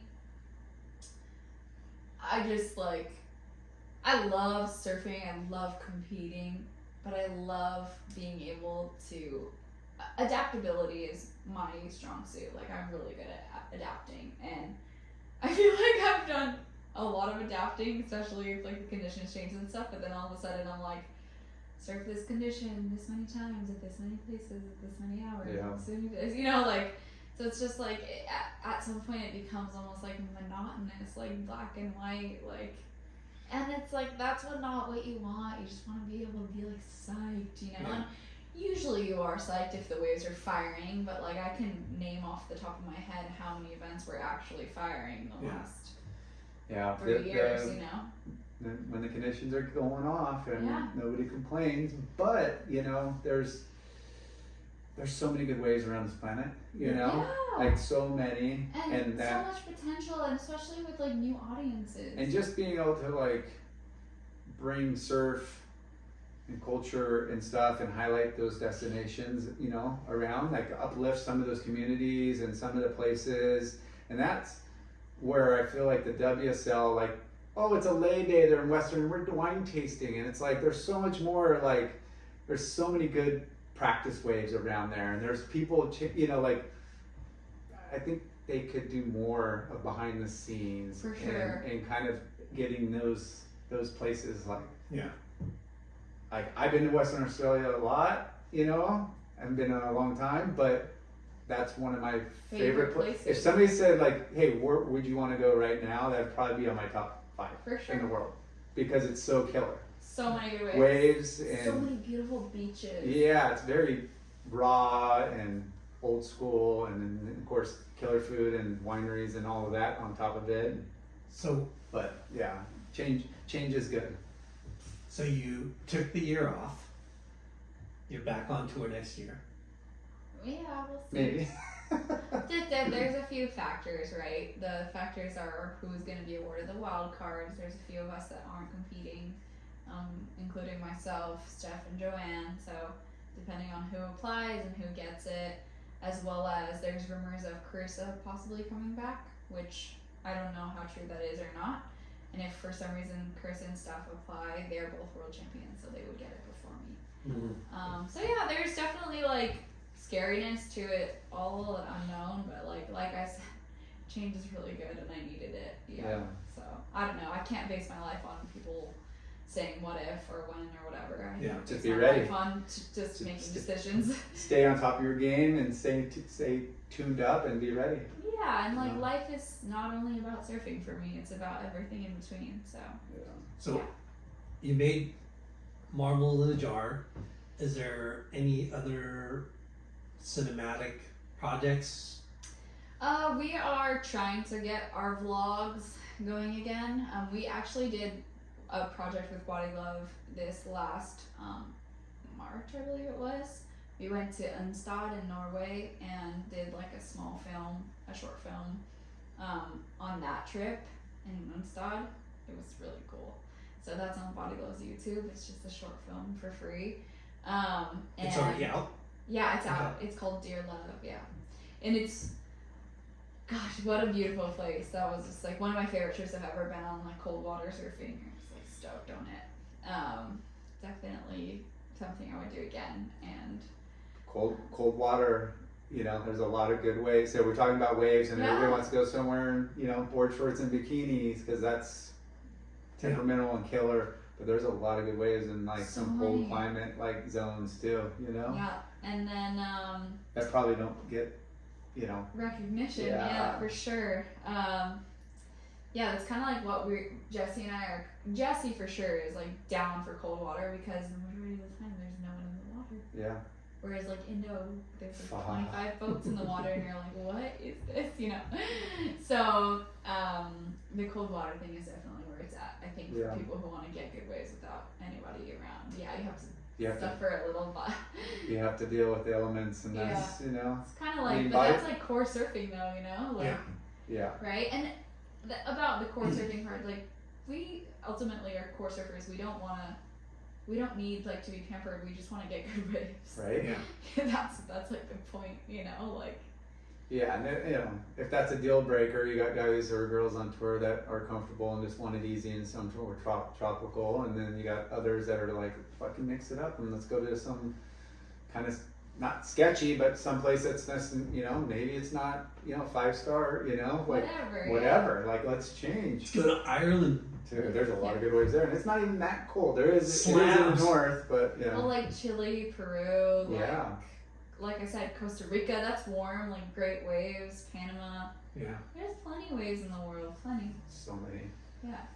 Well, you've had your fair share of amazing waves. So next year, hopefully, we get the wild card or whatever. Yeah, hopefully, we'll see. Yeah, definitely looking forward to being able to